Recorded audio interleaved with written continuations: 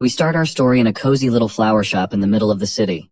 The storefront was filled with countless beautiful arrangements up for sale. With the peaceful and serene sight of different types of flowers, the voice of a complaining young man coming from the inside did not seem to fit the scenery at all. He buried his face and blue hair in one of his books, seemingly ready to give up on his academic aspirations altogether. You can't blame him, though. Being surrounded by a mountain of textbooks would make anyone's head spin, especially if you don't particularly enjoy studying. The young man's mom watched him like a hawk. She knew this rascal had already started slacking off after only 5 minutes of barely picking up a book after stuffing his face with food. He wasn't making his mom's life easy at all. She even compared him to someone named Xiao Ling from Auntie Wang's house, who goes to extra classes for 2 hours at noon. He's a bum compared to that kid. Mom wanted to make a compromise. If this young man couldn't stand perusing the pages, then he could help hang the flower baskets on the shop racks for now.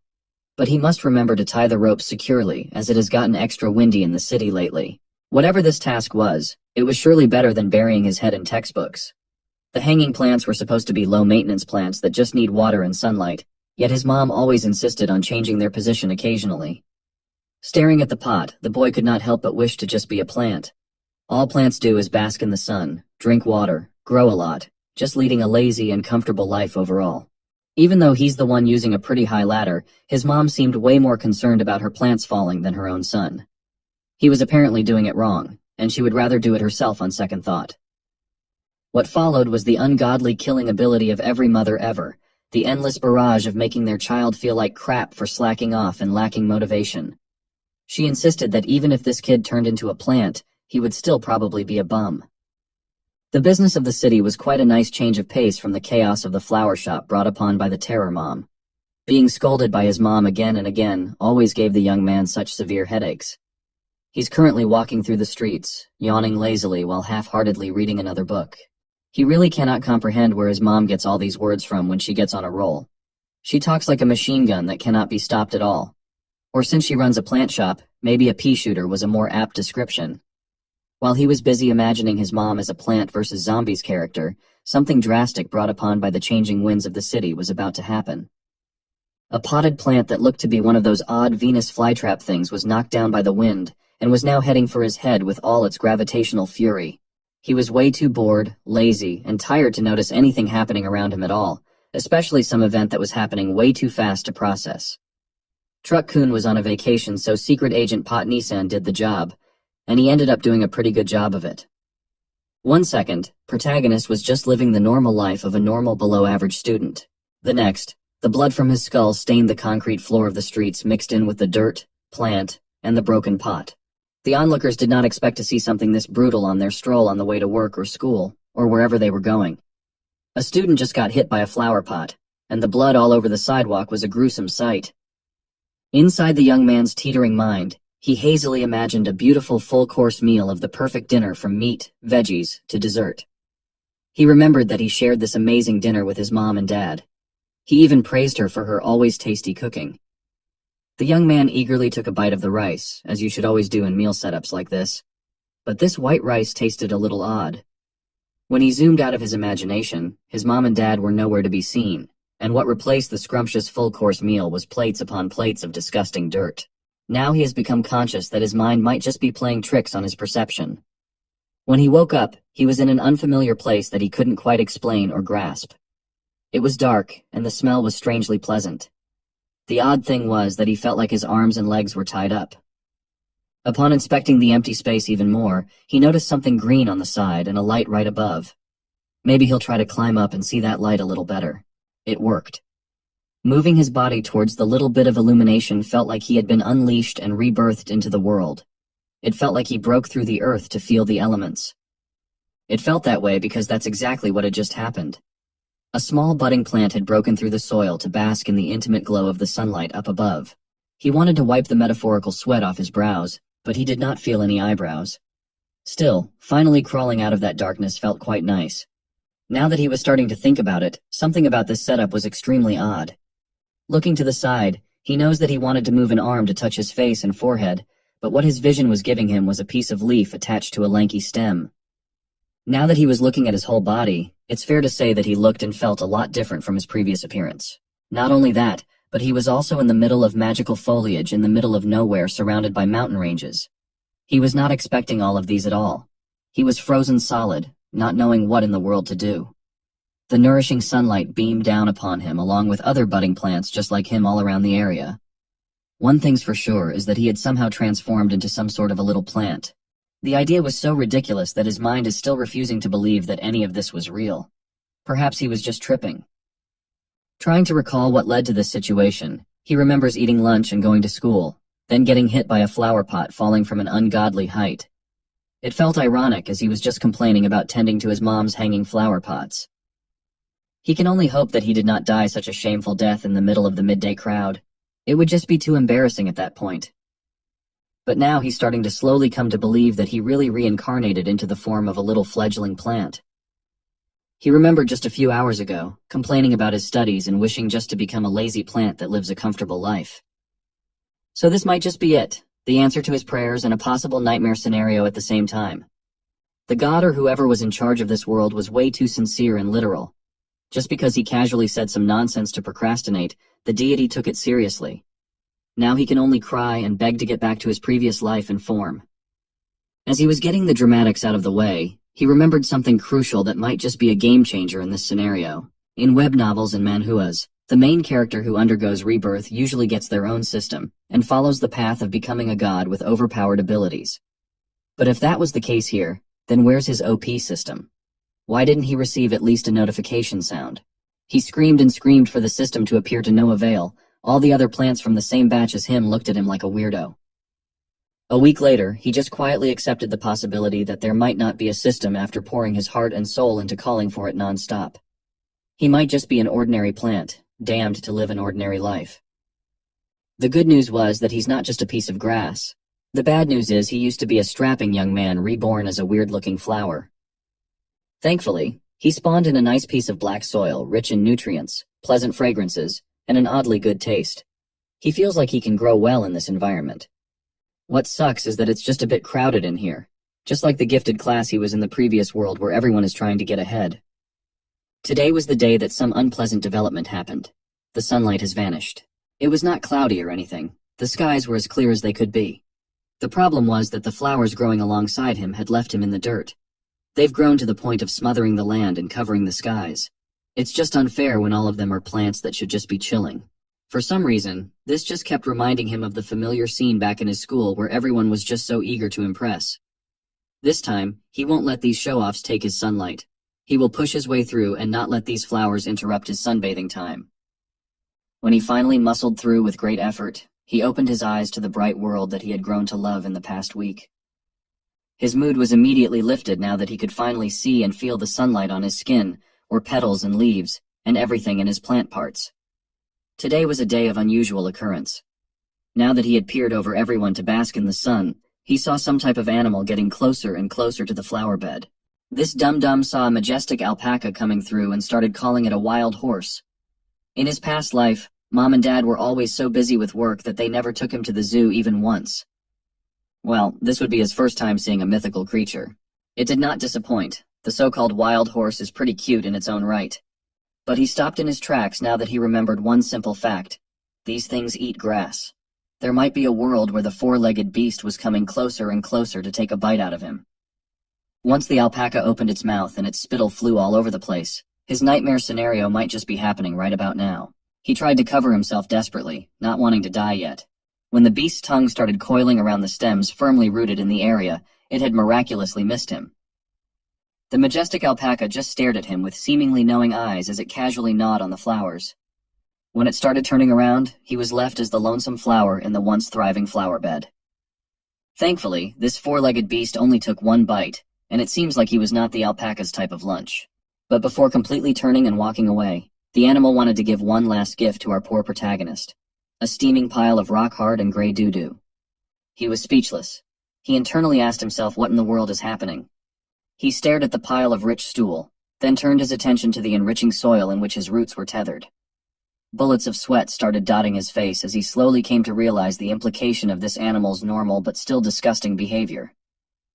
When he finally came to terms with it, he felt the world literally go dull and gray, just like the color of the pile of crap where the nutrients of the rich black soil were coming from. Even though he had become a plant, processing the fact that he had grown as a flower in horse crap was still a bit too much to handle. He couldn't believe he even thought that this very black soil tasted delicious, tender, and palatable. One couldn't stop oneself from throwing up in this situation. Meanwhile, the remaining flowers that survived a few inches from him had been blooming in bliss and happiness under the sun. Of course, Bro had blossomed too. But there's a new development in his anatomy. There are tooth-like things in the center of his pistil, and all the flowers around him occasionally shoot him a ghostly expression because of it. They didn't even bother to hide the look of their collective disgust for our plant boy. Then, out of nowhere, a massive mirror just spawned right in front of him. It was a scene right out of those novels and manhwas that he reads. What he saw in the reflection was quite odd and disheartening. This is how he looks now. He has become a blooming big-mouthed flower. For some reason, he remembered his previous life when the only semblance of fun he could have had was the occasional playing of video games with friends. Still, back in those days, he was never good at games. He distinctly remembers dying to a Venus flytrap repeatedly. It seems like there are unfortunate things everywhere and anywhere. No wonder everyone was giving him weird looks in this isolated flower bed. Not only was he dreadfully short compared to everyone, but he also looked fundamentally different from the rest too. He was so busy feeling insecure and odd about his current physical form that he only realized the weirder thing that had just happened. A mirror just appeared in front of him unprompted. That must mean something, right? He tried poking the thing with precaution. In response to his gentle poke, the mirror seemingly disintegrated away from reality in just a few moments. Next came a magical prompt indicating that the detected host had blossomed and entered the juvenile stage. The flower system had been activated automatically. Now this was the good news that he was desperately hoping and waiting for. This was the day that his system had finally arrived. To help ease and guide him through the process, the cursedly ugly system companion Ruhua had been deployed to help the dear user. Our plant bro's name is Wu Sun, currently a juvenile stage big mouth flower of 0.3 meters in height and ranked as an ordinary plant. He has no special genes, no defensive skills, no special skills, and with a single attacking skill called swallowing. Reading all his listed out attributes gave him a big fright. Even the flavor text of being a flower planted in alpaca dung felt like an insult. Also, this Ruhua thing was just disturbing. Wu Sun felt like the system might have gotten it all wrong. He was supposed to dominate the world, right? While he was yapping and complaining about the unfairness of this newfound system, notifications about him as the host gaining 1.1 evolution points for 1 minute of sunbathing and 1 point for absorbing soil minerals continuously flooded down. Now these notifications he can definitely work with. The system might not be as bad as he initially thought. Continuously and passively gaining evolution points is a huge boon. There's only one line of thought regarding these points. They should be the currency used to upgrade and enhance himself, and they're adding up fast too. Wu Sun gloated and laughed as he had already gathered 100 evolution points without doing anything. The ultimate laid-back king with a built-in cheat system lifestyle might just be on the horizon. These other puny plants had better give up trying to compete with him for that delicious sunlight. As he was basking in the glow of imminent success, Ruhua appeared once again while picking her nose, calling Wu Sun master and asking him if he would like to enhance himself. He can choose to strengthen one of his 6 core parts: the flower, stem, leaves, roots, fruits, or seeds. It looks like his hypothesis was right. He can indeed level up and enhance his body. Without hesitation, he chose to upgrade the stem in hopes of growing taller to be able to sunbathe even more efficiently. Spending 100 evolution points to enhance the stem at once made him feel the growth happening in real time. It was like his body was being stretched out. The stem enhancement was a success. His height has increased by a whopping 0.003 meters. Yes, 0.003 paltry meters. All that gloating and taunting to the flowers all around him just netted him a growth that does not even equal the length of a tiny bug. That whole 100 points just gave him 3 millimeters of increase. It was barely noticeable by any stretch of the metric. He was now back on the opinion that he was given an extremely lousy system. Ruhua, still with her fingers picking her nose, assured him that this was just the first of many upgrades. Besides, 100 evolution points is too little for any significant upgrades. Even though he was given this system to make himself evolve, he might not even be able to surpass the surrounding tall flowers in the area at this rate. While he was yapping and yapping with endless complaints, a wasp was slowly making its way to the area of the flower bed. Downcast and disappointed with his current state, Wu Sun just unenthusiastically looked at the bug and meekly warned it not to sting him or anything. Wu Sun's disappointment regarding his situation quickly transformed from gloom to creeping anger. He poured all the frustrations he was feeling onto the nearby wasp. He does not even have any nectar, yet this guy was annoyingly buzzing all over the place and all around him. He was just not in the mood for any of this right now. Wu Sun kept on shouting angrily, and before he knew it, the bug had already accidentally entered his big mouth. Nothing can shut you up more effectively than accidentally putting a whole wasp inside your oral cavity. A mixture of fear and surprise painted Wu Sun's face. He was just slowly processing the fact that he accidentally swallowed a huge bug. He had been alive for a total of 17 years now, and he had never even eaten any raw food, let alone a giant hornet. Composing himself, he started reaching into his mouth and feeling all around to quickly spit the bug out to no avail. It looked like he had accidentally swallowed it whole. What's weirder was that it did not taste bad. Come to think of it, he kind of likes the taste of soil too. Maybe plants just have a twisted sense of taste. Following his accidental ingestion, Ruhua appeared again to excitedly congratulate him for completing the so-called first devouring. He will be rewarded with a blind box treasure chest that will require 10,000 evolution points to open. It contains a random reward ranging from evolution points to plant genes. It looks like he can get loot boxes just by devouring living creatures.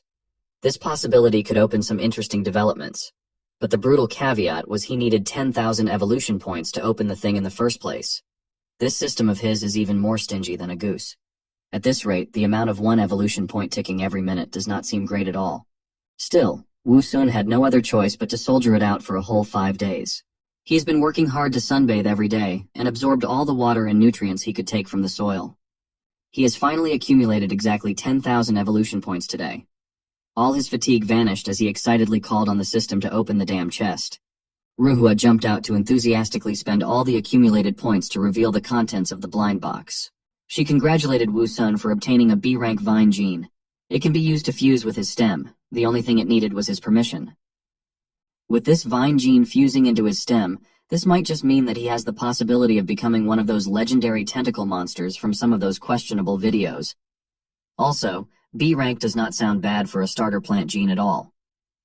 This possibility has also unlocked a new part of the system where all 6 of its core parts and corresponding abilities are displayed in a detailed manner. Wu Sun did not hesitate any longer. He screamed to start the fusion process at the top of his lungs. A green light full of vitality started emanating from the system and covering his entire body. It only took a few moments, and the prompt was already congratulating him for the successful fusion with the vine gene. The light of life has seemingly sparked inside Wu Sun.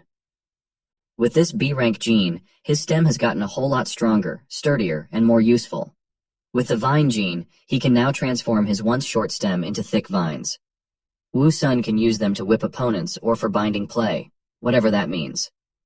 From now on, Wu Sun wants to be called the Tentacle Monster. However, the reality was different. In reality, once Wu Sun accessed the vines, he couldn't get enough of them. He felt that they were very soft and flexible, as if he was manipulating his fingers in a human body. As a result, he found no better use for them than to bend them into figures in the air. However, that wasn't the most useful thing he could do with them.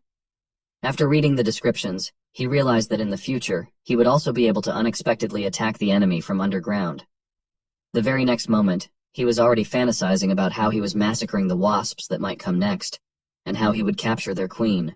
But then his musings were interrupted by a buzzing sound from a wasp flying nearby. As if teasing, it flew in circles again, annoying the protagonist with its buzzing. Another appearance of a wasp made Wu Sun wonder if there was a wasp nest nearby. Deciding that this was the perfect opportunity for him to practice controlling his new vine, the protagonist launched it towards the wasp at breakneck speed. The vine was surrounded by green lightning bolts, causing Wu Sun to come up with the name Lightning Whip for this technique. Feeling danger approaching, the wasp turned around and saw the vine in front of him covered in a green glow, reaching out to grab it. And in the moment, it seemed like it was all over for the wasp. The distance that Wu Sun could extend his whips had reached its maximum, and as a result, no matter how hard he tried, he was unable to reach it. As he frustratedly lowered his whip, the protagonist tried to console himself, and said to himself that he couldn't catch the big hornet so easily anyway, adding that the best solution would be to wait for it to come closer. Then he wondered if he could apply the enhancement he had seen before to the vines, perhaps making them thicker and longer. The wasp, meanwhile, hovered in the air and looked at Wu Sun with a haughty smile, as if trying to say that he was a loser who was not capable of anything. This arrogant behavior hurt the protagonist, but he continued to endure and did not show any signs, because he knew that if he could endure it now, the wasp would definitely relax and come closer. And even then, he would be able to take full revenge for his humiliation. When the moment seemed to have arrived, and the wasp was close enough to be reached, Wu Sun shouted loudly that this time he wouldn't let it go. He released his vines at a great speed towards it. But to Wu Sun's surprise, his tentacle was not able to reach its target as it was intercepted by someone else a second before. This unexpected turn of events shocked not only the protagonist, but also the wasp itself, which did not understand what was happening. Wu Sun was furious and didn't even try to choose his words. All the curses he knew were used. The culprit was the yellow gecko, who was holding the wasp in his mouth and looking at the protagonist with a smile. Such insolence made Wu Sun furious, as he had no intention of sharing his food with anyone else at all.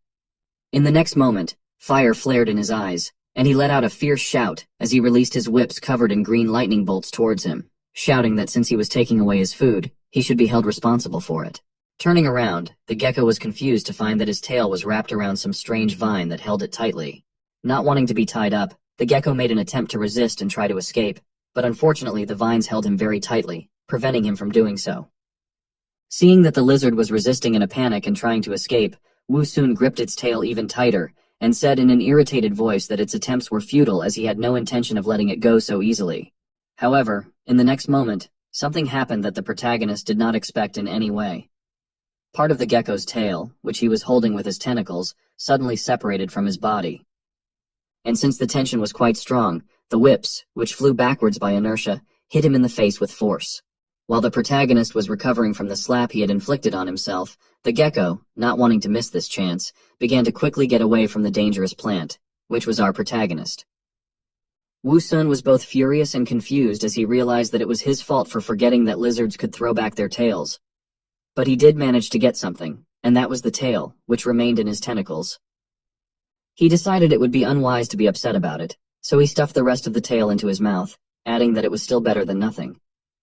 After standing there gloomily for a while, waiting for the system's messages, and hoping that he would get the treasure chest again, he had not received a single message in the meantime.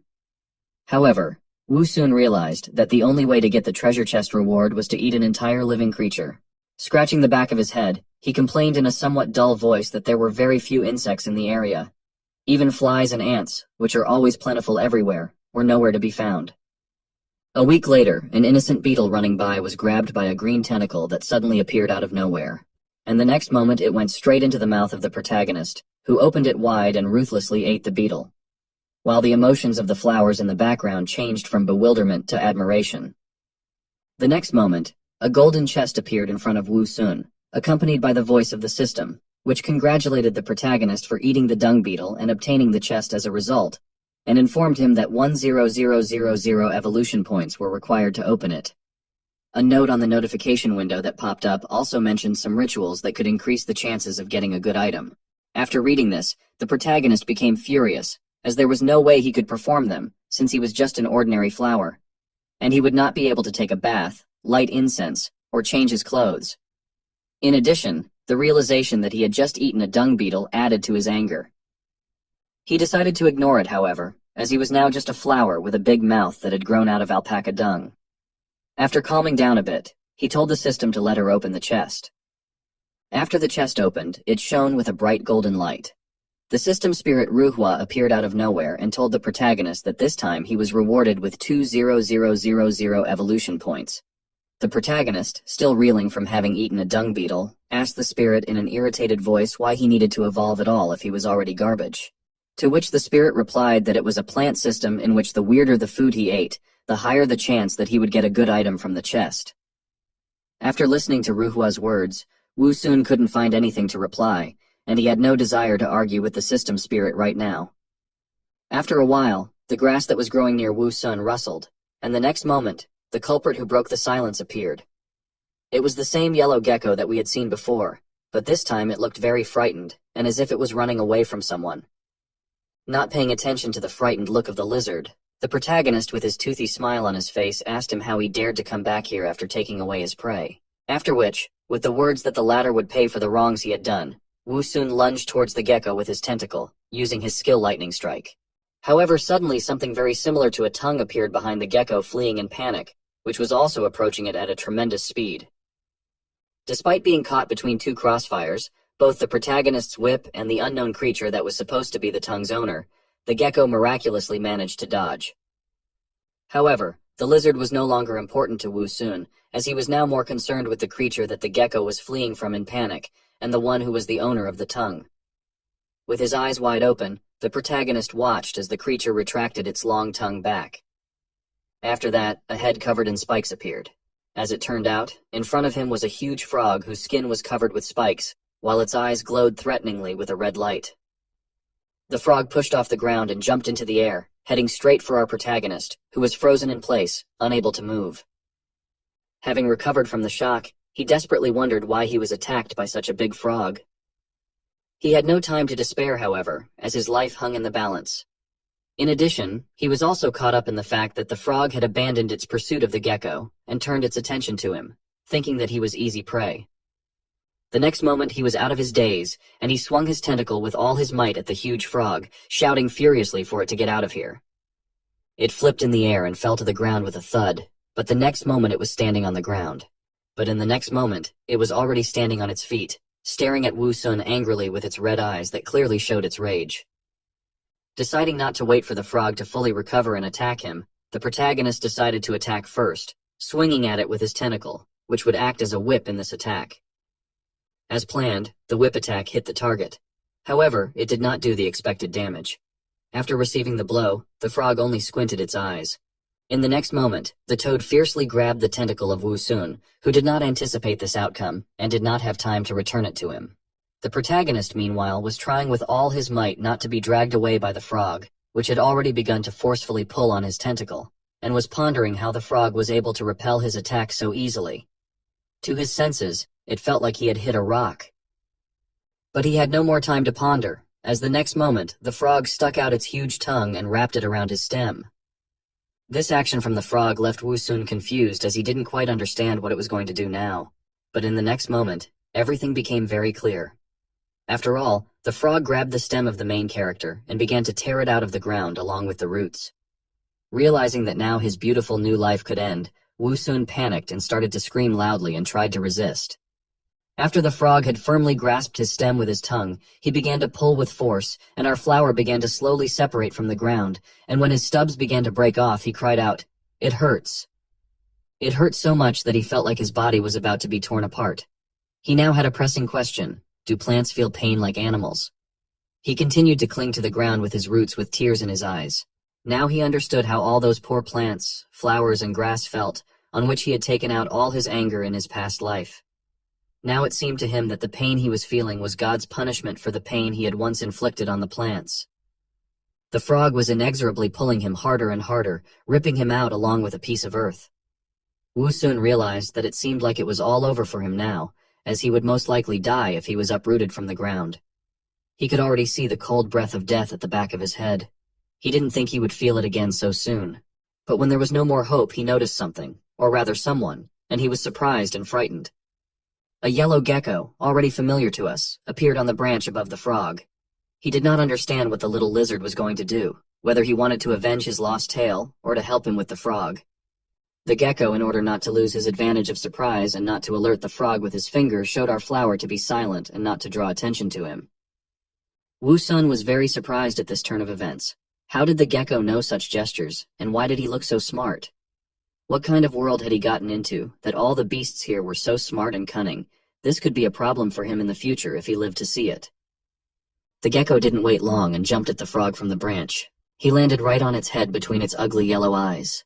And before the frog woke up from the surprise and had time to throw him off, he aimed his toothy mouth right at its eye. After his bite, dark blood gushed from the frog's eye. The frog would have howled from the pain if it could, but as it only made an incomprehensible sound and jumped up on the spot, it was forced to retract its tongue back, letting go of our toothy flower. The frog fell on its back, going to crush the pesky gecko, but it failed as it jumped off in time. But as long as the frog left the flower alone, this was his chance. Wu Sun sighed from fatigue and realizing how close he was to death, but he didn't have much time. Therefore, he immediately began to prepare for the attack and raised his battle whip. He wrapped it around the wounded frog and bound it tightly before it could even quack. Then he was going to throw it away with force and plow the ground in the clearing with it. Which he eventually did. After that, he began to spin the frog, throwing it against the ground and then spinning it again. This made it dizzy, and its tongue fell out. But the frog had another trick up her sleeve that she was saving especially for situations like this. She let some slippery and smelly liquid out of her skin. And when it hit the whip, the frog just slipped off it and flopped to the ground. Our flower did not have time to react in time from such a surprise and was a little confused. He thought that the frog is already in his hands and it cannot escape. However, thanks to its trick, it has already successfully jumped away from this unfortunate flower, which brought it so much pain and trouble instead of a light snack. Our flower still tried to reach her with his whip, but it was already too late and the frog was running away from him in the distance. This situation made him very angry with our toothy flower, who was very close to dealing with the frog once and for all, but her tricks and ability to run fast saved her pimply skin. But nothing. Now at least she wouldn't dare to come near him next time. Then he remembered how much it hurt him when the frog tried to pull him out of the ground and realized how vulnerable he was as a plant. He was dependent on soil, moisture, sun. He couldn't escape. He was very fragile and always in danger. Even a regular frog almost killed him. He sadly asked himself, would he ever be able to become human again? However, there was a silver lining. After his battle with the frog, he had a new friend, a small yellow gecko. He didn't speak, but waved at him with the rest of his tail. Flower didn't like this very much and tensed him up, so he asked what he was doing. Was he trying to ask forgiveness for bringing that nasty frog here? Without saying anything in reply, the gecko began to pick up pieces of soil with his paws. Then he took another pieces of soil and covered the bare roots with it under the surprised look of the flower. Wu soon even started to shout at him that he was a little rascal who first brings trouble on his tail and then tries to make amends. But when he felt relief from the moisture and shade on his roots, he was a little more sympathetic to him, and even said with a toothy grin that since he had helped him with the frog and the soil, he would not be angry with him. Gecko seemed very glad that he wasn't being chased away. The gecko continued to rake the soil around the roots of the flower, and our hero was quite surprised that the gecko seemed to understand his words. He wondered if it was normal for the gecko to understand his words, if he knew how to use the environment to fight his enemies, if he knew how to use the soil to fertilize the plants. If that was the case, then the other question was what language was he speaking now? Was it a human language or the language of flowers or maybe animals? When the gecko finished fertilizing the flower, he turned around and was about to go about his business, but our hero decided to see if he understood him. So he shouted to him that since he was leaving, at least let him say goodbye properly. But it seemed that the gecko did not pay attention to his words and continued his movement. And he sighed disappointedly, and he thought he had really found a friend to talk to. As it turned out, the gecko didn't go far and stopped at the edge of their clearing of grass and paused for a moment. Then noticing movement in the grass, he caught a bug with his long and sticky tongue.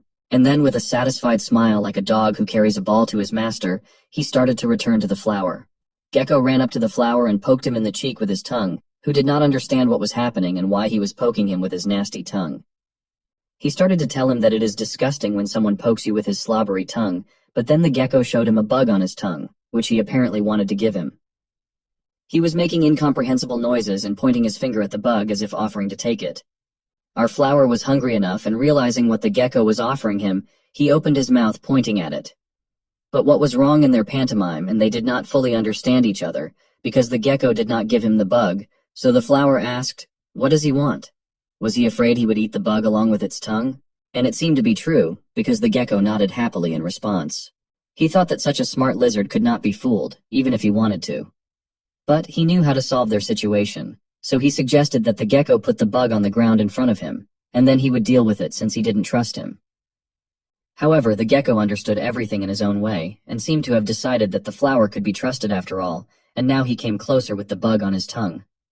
Our flower didn't know how to react to all this. But his second confusion was not long, because he knew well the saying, "When they give you take, if they hit you run," so he grabbed the bug with his whip and threw it into his toothy mouth. He hoped it would help him evolve. Surprisingly, it did. Right after he swallowed the bug, the spirit of Ruhua and information windows appeared in front of him, congratulating him on getting the next random treasure chest, thanks to eating a live bug. He again needed to accumulate 10,000 evolution points to open the chest. Also, after a certain number of open crates, he would be able to get an additional reward.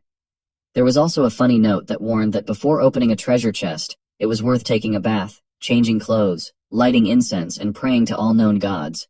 This was supposed to increase the probability of rare items falling out, but it's not certain. Also, after all the notifications, the system would ask him if he wanted to open the chest since he had enough points. Ruhua looked at the yellow gecko with interest. Our hero, upon seeing his gaze, explained that it was his new friend whom he met during the battle with the uninvited guest. Then Wu Sun turned to his new friend and asked if he wanted to help him open the treasure chest as a reward for his help. Gecko simply stared at him questioningly in response. This behavior did not please Ruhua, who was sitting on the chest with a frown. Our flower realized that he was wrong again, and overestimated the level of intelligence of the gecko, and decided to simplify everything for him as much as possible, and choose one of the two phrases, open the chest, and do not open the chest. And who would have thought, the joyful gecko made a sound similar to open. Our hero was pleased with the progress in their communication, and turning to his system spirit Ruhua, told him to open the chest since that's what even the lizard said. An information box appeared, congratulating him on obtaining a B-level vine gene that could be integrated into the stem, and asking if he wanted to use it now. Also under the illustration of the vine, its properties and benefits to the plant were explained, but since he already had one vine integrated, the system offered him two options for gene fusion. The first option was to upgrade and strengthen the existing vine. The second was to add another additional vine. And further, the skill was offered to choose one of the options for its development. Our hero was very happy about the opportunity to develop, and was not shy to tell everyone around him about it. He stroked his already tame gecko and praised it, because thanks to it he got a good level item. But now he was faced with a difficult choice, which way to go to strengthen his vine or to get an additional one. As he pondered, he recalled the details of his fight with the frog, and realized that he had almost been uprooted because he didn't have enough vines. That was why he had chosen the second option. Hearing his answer, Ruhua pulled out his magic fairy wand and announced that there would now be a fusion of his stem with the new gene. Our hero was engulfed in streams of green energy, and the next system window appeared, where our flower was congratulated on the integration of another gene that allowed him to turn his stems into whips to fight his enemies. It could also now officially refer to itself as a tentacle monster. True, with only 2 tentacles, but that didn't matter. Wu Sun was expecting something more, and he began to resent the thin and short whip he had been given. Wasn't there something bigger and prettier? Ruhua replied that not everything is so fast, and there are no shortcuts. He has already accumulated a lot of evolution points, and he is sure that our flower will become longer and thicker in the near future, just like everyone dreams of. Wu Sun was annoyed by such worthless whines he got from the system, so he asked the system spirit if the system couldn't be more serious and give him normal improvements instead of this mockery. But Ruhua's system spirit was determined to convince his little master that the system is always completely serious, and this is the way of gradual evolution. Our protagonist realized that there was no point in arguing with him, and he was just too lazy to deal with him. So he simply told him to disappear from his sight and stop annoying him. After getting rid of the annoying system spirit, he turned his attention to his new friend, and decided to offer him a mutually beneficial deal. Since he had helped the gecko escape from the big frog, and the gecko had offered him food in gratitude, it meant that the little creatures knew how to be grateful, and he planned to use that to his own advantage. Wu Sun offered the gecko a deal, saying that in the future, if there was any threat, he could just come to him, and he would protect him. In exchange for just one condition, he would have to catch a bug for him every day. He thought to himself that this would be a brilliant move since he couldn't move, and his whips had a limited radius. But with a mobile partner to help him catch bugs, he could level up very quickly. The gecko didn't seem to be at all thrilled with this offer and looked at him incredulously. Wu Sun began to reason that bringing him bugs would not only benefit him but also the gecko, because then he would be able to provide more security, thanks to the fact that he would be stronger himself.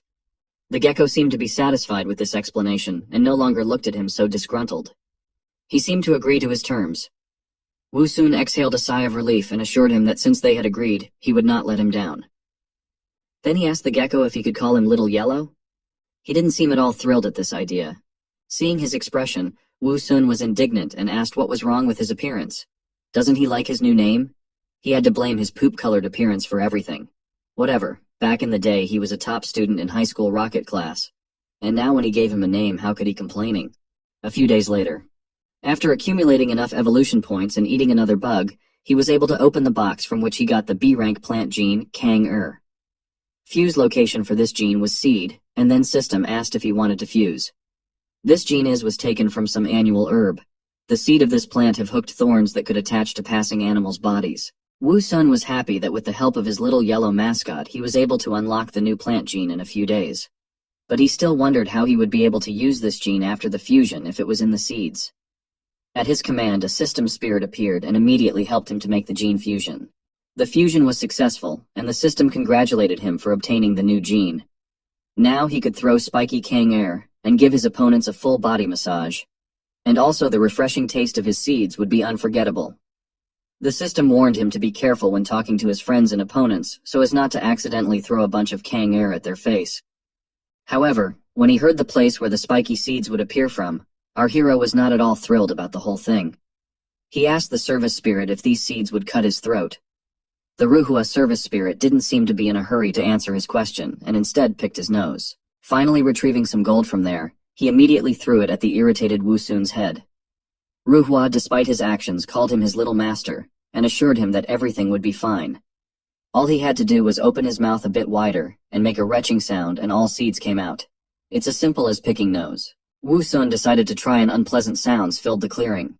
In the end, he was able to spit out a lot of thorny seeds. After that, he immediately coughed and through his coughing began to reproach the spirit how he could betray his trust. Although it's not the intense pain of a cut throat, but his throat felt scorched from the scratching. The spirit nonchalantly replied to him that great power comes at a high price, little master. He advised him to ignore the sore throat and give the power of Kang air a try. In the end, he had no choice but to learn how to use this power, so he decided to touch the seeds with one of his vines. It turned out that even though these Kang air looked quite sharp, he found out that he felt no pain from them when he touched them with his vine. Surprisingly, it doesn't hurt, and that was because his vines became tough and thick after upgrading. And in that case, he could afford to let his creativity run wild and realize some of his bold ideas. He'd already figured out how to amuse himself with the seeds. To do this, he gave the gecko a dry leaf and asked him to stand away. The gecko took the dry leaf in his paws and looked at him questioningly, not understanding what he should do with it. But Wusun hurried him up and asked him why he was standing there like a log. But seeing the gecko's incredulous gaze, he had to convince him not to worry, because he would definitely not fool him. When the gecko had gotten far enough away, our protagonist told him to stop and stand there. He cheerfully announced, "Watch this, here comes a little flying whip," and he threw the spike, aiming for the dry leaf in the gecko's clutches. But he didn't hit what he was aiming for, and instead of a leaf, he shot the gecko's tail off again. The gecko didn't even realize what had happened. The gecko only noticed that something was wrong when pieces of its tail began to wriggle behind him. Wusun realized that he had done something wrong and apologized, assuring the poor gecko that it was not on purpose.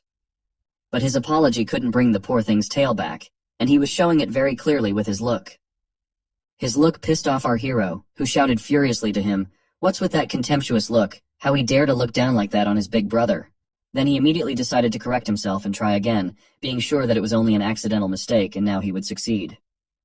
And to everyone's surprise, he hit the leaf, but not the one he was aiming at. Gecko realized that he was hopeless, and it was only a matter of time before something else got shot off. It turned out that all the thorny seeds he had thrown were nowhere near the target, and had hit all the bushes with the accuracy of a sniper, leaving them no chance.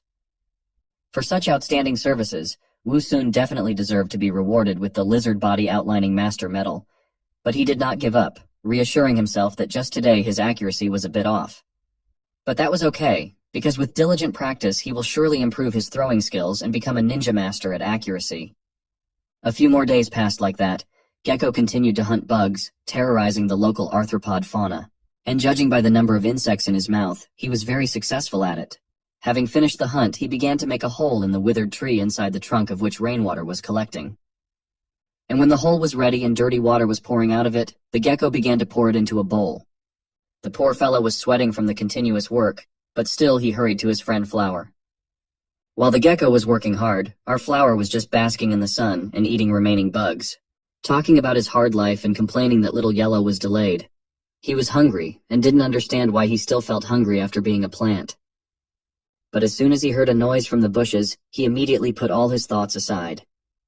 When he saw a gecko with a bowl in his paws, he thought that as soon as he spoke of the devil, he would immediately appear. But all his resentment was taken away when the gecko gave him a bowl of water, and even filled his mouth with water, and showered him with an improvised rain. Wusun praised little Yellow, telling him that he is smart, learns quickly, and even knows how to use a bowl for water. But it seems that all his cleverness did not extend to how to transport the bugs, because he kept them in his salivating mouth, and when he spit them out on the ground in front of our Flower, they were completely covered with his unpleasant liquid. So Wu Sun advised him to find some tree bark next time he catches bugs and put them there. It would be much more hygienic than that. But this time he was hungry enough to ignore a little thing like this and started eating the bugs. After devouring a few bugs, the ugly system spirit reappeared in front of him and congratulated him on getting another chest for eating green-headed fly. This chest needed 10000 evolution points to open as always, and Ruhua asked him if he wanted to open it now. But Wu Sun decided to save it for later. Right now he didn't want new upgrades since he hadn't learned how to use Kanger properly yet. And on top of that, the ground under the scorching sun had become too dry, so he had to ask Little Yellow to fetch some water to help him grow more vigorously. Sipping water and juggling his thorny seeds, Wu Sun enjoyed his life, and even said that this is the laid-back life he wanted, and it feels good to have someone who feeds him. After finishing his water, he decided to try his hand at throwing spiky Kangers again. But even though this time the gecko held 3 leaves at once, he still didn't hit even one. Even the massive volley that followed didn't help, and he didn't hit once again. Just reaffirmed the title of the most accurate marksman in the Wild West, and he didn't hit even once. But that didn't seem to spoil his mood, because he had enough time and bug snacks to keep practicing. So he ordered his little yellow friend to collect and bring him all the Kanger. Wu Sun didn't even realize that he was under close surveillance. His arch-nemesis who had come for revenge was a big bullfrog. It was waiting for the right moment to attack an unsuspecting victim, which was a gecko who went to collect the Kanger scattered around the clearing. When he had already collected everything and was about to leave, the toad suddenly jumped out of the bushes. Even Wu Sun's shouts to the gecko to be careful didn't help, and the toad with its long, sticky tongue embraced the poor gecko, who could do nothing. Our flower could only watch his little yellow friend disappear into the frog's bottomless mouth. Poor gecko screamed for the last time and disappeared. When Frog closed its jaws, it already seemed that the unenviable fate of the gecko had come to an end. Wu Sun couldn't believe that his friend had died so quickly. He cried out desperately and violently, "Little Yellow," while still trying to reach the toad with his whips. But it was already too late to do something. The gecko's situation was not enviable. He was still alive, but inside the toad he wouldn't be able to stay that way for long. The poor thing was trapped inside the giant's stomach, which was clenching every now and then. But he still hadn't released the spiny seeds from his paws, and that gave him hope of escape. Showing all his ingenuity, he took a few thorns in his paws and began to actively stab the toad from the inside with them. The toad's eyes widened with pain. The first time it had eaten its victim, it was struggling so hard in its stomach. It couldn't take the pain any longer and began to prepare to spit out its spiny lunch. The toad spat out the entire contents of its stomach along with the gecko in streams of vile slime. Wu Sun had already said goodbye to his friend and was surprised to see him again. He didn't understand why the frog spat him out. Was he as unpleasant to taste as his poop-colored appearance? With one swipe of its paw, the toad threw its stinky and prickly prey away from its tongue. Wu Sun, seeing all this, remembered how he had once seen an online video of a toad swallowing a farting bug and then spitting it out. So when toads eat something poisonous, they regurgitate their stomach to clean it. In the end, he happily concluded that it was because Little Yellow was holding the Kanger in his paws, so he hurried the gecko back to him with the prickly seeds. But because he was holding the seeds in his front paws, his speed was very slow, and the toad had already managed to gulp back its stomach. And the toad's eyes lit up with rage and annoyance at the fact that its prey was leaving right under its nose. The toad couldn't just let it go and jumped again with its mouth wide open, about to swallow the unfortunate gecko again. But because of this jump, it got within range of our flower's whips, and he spread his whips and asked the toad how she dared to come again. Doesn't she remember how it ended last time? This time, having 2 whips at once, he would not let her leave alive. The toad appeared to be ready for the first attack and dodged it. It even managed to grab one of the whips, just like last time, and tried to reach her tongue into the flower to finally pluck it out of the ground. Well, something didn't go according to plan. After all, the flower's vines were now too long, longer than the toad's tongue, and it just couldn't reach for him. Wu Sun only laughed at her pathetic attempts and asked her what she was hoping for trying the same move against him second time. Hadn't she noticed the change? Our flower's vines were now longer, thicker, and stronger, and were already beginning to entangle the helpless toad. After tying her up tighter, he began to pull her towards him. The poor thing resisted as much as it could and struggled with all its might, but its fate was already decided. Because bound, she was completely in the power of our flower, and now he could easily lift her into the air, depriving her of any support under her feet. And then with such force to land her back on the ground head downward, that the stony soil scattered in all directions. From such a blow, the toad's eyes darkened and she lost consciousness. Seeing how frozen the toad was, Wu Sun smugly advised it, Don't think I can't handle you just because you're petrified. He also decided to ask her a math problem to tell her that if he spit out 5 kangurs every day, how many kangurs will he have spat out in total after 10 days? The answer was nearby, where a pile of his spiky seeds were stacked. Expectedly, without waiting for a response from the toad, he wrapped his vines around it and sent it flying straight toward the pile of thorns. He slammed it into the thorn pile once. It seemed that his rage for all his suffering was overwhelming him, because he didn't stop there and kept hitting the poor toad again and again. Even the gecko was shocked by this cruelty and nervously imagined that he could have been in her shoes if he hadn't befriended this crazy flower. Wu Sun finally calmed down only when the entire clearing was covered in clouds of dust, and the toad was no longer showing any signs of life, looking more like a chop. He ironically asked it, "Not bouncing back this time, huh?" After such a beating, it wasn't hard for the flower to cut up the dead toad, and as he separated the toad's leg, he smugly praised himself for defeating such a large opponent. As it turned out, he hadn't expected his thorny seeds to help him hand-slay enemies. Otherwise, he couldn't have swallowed such a big one. Wu Sun wasn't greedy and decided to share a piece of his victory with his shocked little friend. But seeing his indecision, he had to tell him, "Come on, buddy, you should share with me the fortune and misfortune, so let's eat together." Hearing this, the joyful gecko immediately pounced on the food. Wu Sun also started eating, and had to admit that the toad tastes pretty good. But he wondered if the system would give him a chest for eating the toad in pieces, since the last time he ate a piece of the gecko's tail, he didn't get anything. But he didn't have to guess for long, as the next moment, a disgusting system spirit appeared with 2 chests. Wu Sun did not pay attention to the appearance of the spirit, but was only happy to receive 2 chests at once. He had a logical question. Why didn't he get any when he swallowed the gecko tail last time? And when he ate just 1 piece of the big toad now, did he get 2 chests at once? Ruhua, looking at the gecko eating the meat with such gusto, didn't seem to be sure why the flower was so lucky. So he answered him in no uncertain terms that apparently the system considered killing the big creature and eating the first bite to be a sufficient condition for getting the chests. But in general, the rules for getting chests were a bit different. For small creatures that the host can swallow in 1 bite, there is a 100% chance of getting a box. As for larger creatures that require a chewing, there's a chance of getting a box with each bite. However, all of this also depends on luck. If luck is bad, even if the host eats a whole toad bursting the stomach, it might only yield 1 box. After hearing all these explanations, Wu Sun decided to continue eating the toad, and literally after the next bite, he got the chest again. Ruhua was not at all pleased with such luck of our hero, and Wu Sun was just glowing with happiness and anticipation of what he could get from them. And now he smugly asked if the fact that he had gotten so many chests meant that his luck was extremely good? After all, he had gotten 3 boxes in just 3 bites. System Spirit Ruhua merely grudgingly hummed in response, and not at all sincerely wished him luck in the next bites. Wu Sun didn't understand what he meant, but sensed that he didn't want anything good for him really, and advised him to look at his ugliness instead of making caustic remarks. After a little while, our flower and the gecko were full enough and couldn't make even 1 more bite. However, in all this time, our flower didn't get any more chests, which of course made him very angry, and he blamed everything on that nasty system spirit, who could have done all this on purpose.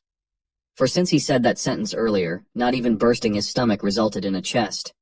But Ruhua, picking his nose, had no problem justifying himself by saying that it was just a problem with his luck, and there was nothing he could do about that moody lady luck. Lastly, he asked if he wanted to open the chests now. Wu Sun refused on the grounds that he wasn't interested in opening the chests at all, as he had so much left to eat right now. Despite his and Gecko's best efforts, they were only able to eat half of the toad, which was already an achievement considering their size. But something had to be done with the other half, because if it wasn't dealt with properly, such a big chunk of meat would surely attract carnivores, who could easily destroy our flower with a single swipe of their paws. But Wu Sun was not stupid, and in his head came up with a brilliant idea how to deal with the toad's corpse and at the same time get the most out of it. Since it could not only eat through its mouth, the protagonist decided that a great idea would be to bury the body, thus turning it into organic fertilizer, which would allow him to absorb nutrients little by little through the roots without any competition. Ever since he was a kid, he remembered his mom burying meat or fish in the ground, and to his curious questions about why she did it, she answered that microorganisms in the soil decomposed the bodies of dead fish into carbon dioxide, water, and inorganic substances. And it was these that were absorbed by the fruit trees, so that they grew faster and gave more tasty crops. However, the protagonist had a problem. His vines were not designed to dig into the ground at all. After thinking about it, He realized that he could solve this problem quite easily if he could find tools that he could wrap around the vines. However, the second problem was that shovel-like digging tools were unlikely to be found here. His only salvation was his yellow friend, whom he immediately asked to find thick branches and scaly rocks for him. He folded his vines into roughly the shape he wanted and showed them to the gecko, who stared at them intently. After a few minutes, the gecko turned around and headed somewhere.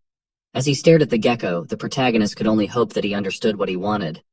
After a while, several branches of different thicknesses and a small stone were lying on the ground in front of him. The gecko who had brought it all was looking at him happily, as if expecting praise. However, Wu Sun didn't really appreciate his efforts. Easily breaking the branches with his vines, he said that these branches were not suitable as they were very thin and would break very easily. Picking up some soil with his leaf, he added that the soil here was very soft, so he needed something thin and strong. Hearing this and silently staring at the broken branches, after a moment of silent staring at the broken branches, Gecko seemed to understand, nodded his head and rushed off. However, he did not manage to bring the necessary tools for the first time.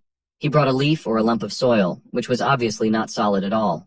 Even though he was tired, he brought a huge log that Wu Sun didn't know what to do with because he could hardly move it.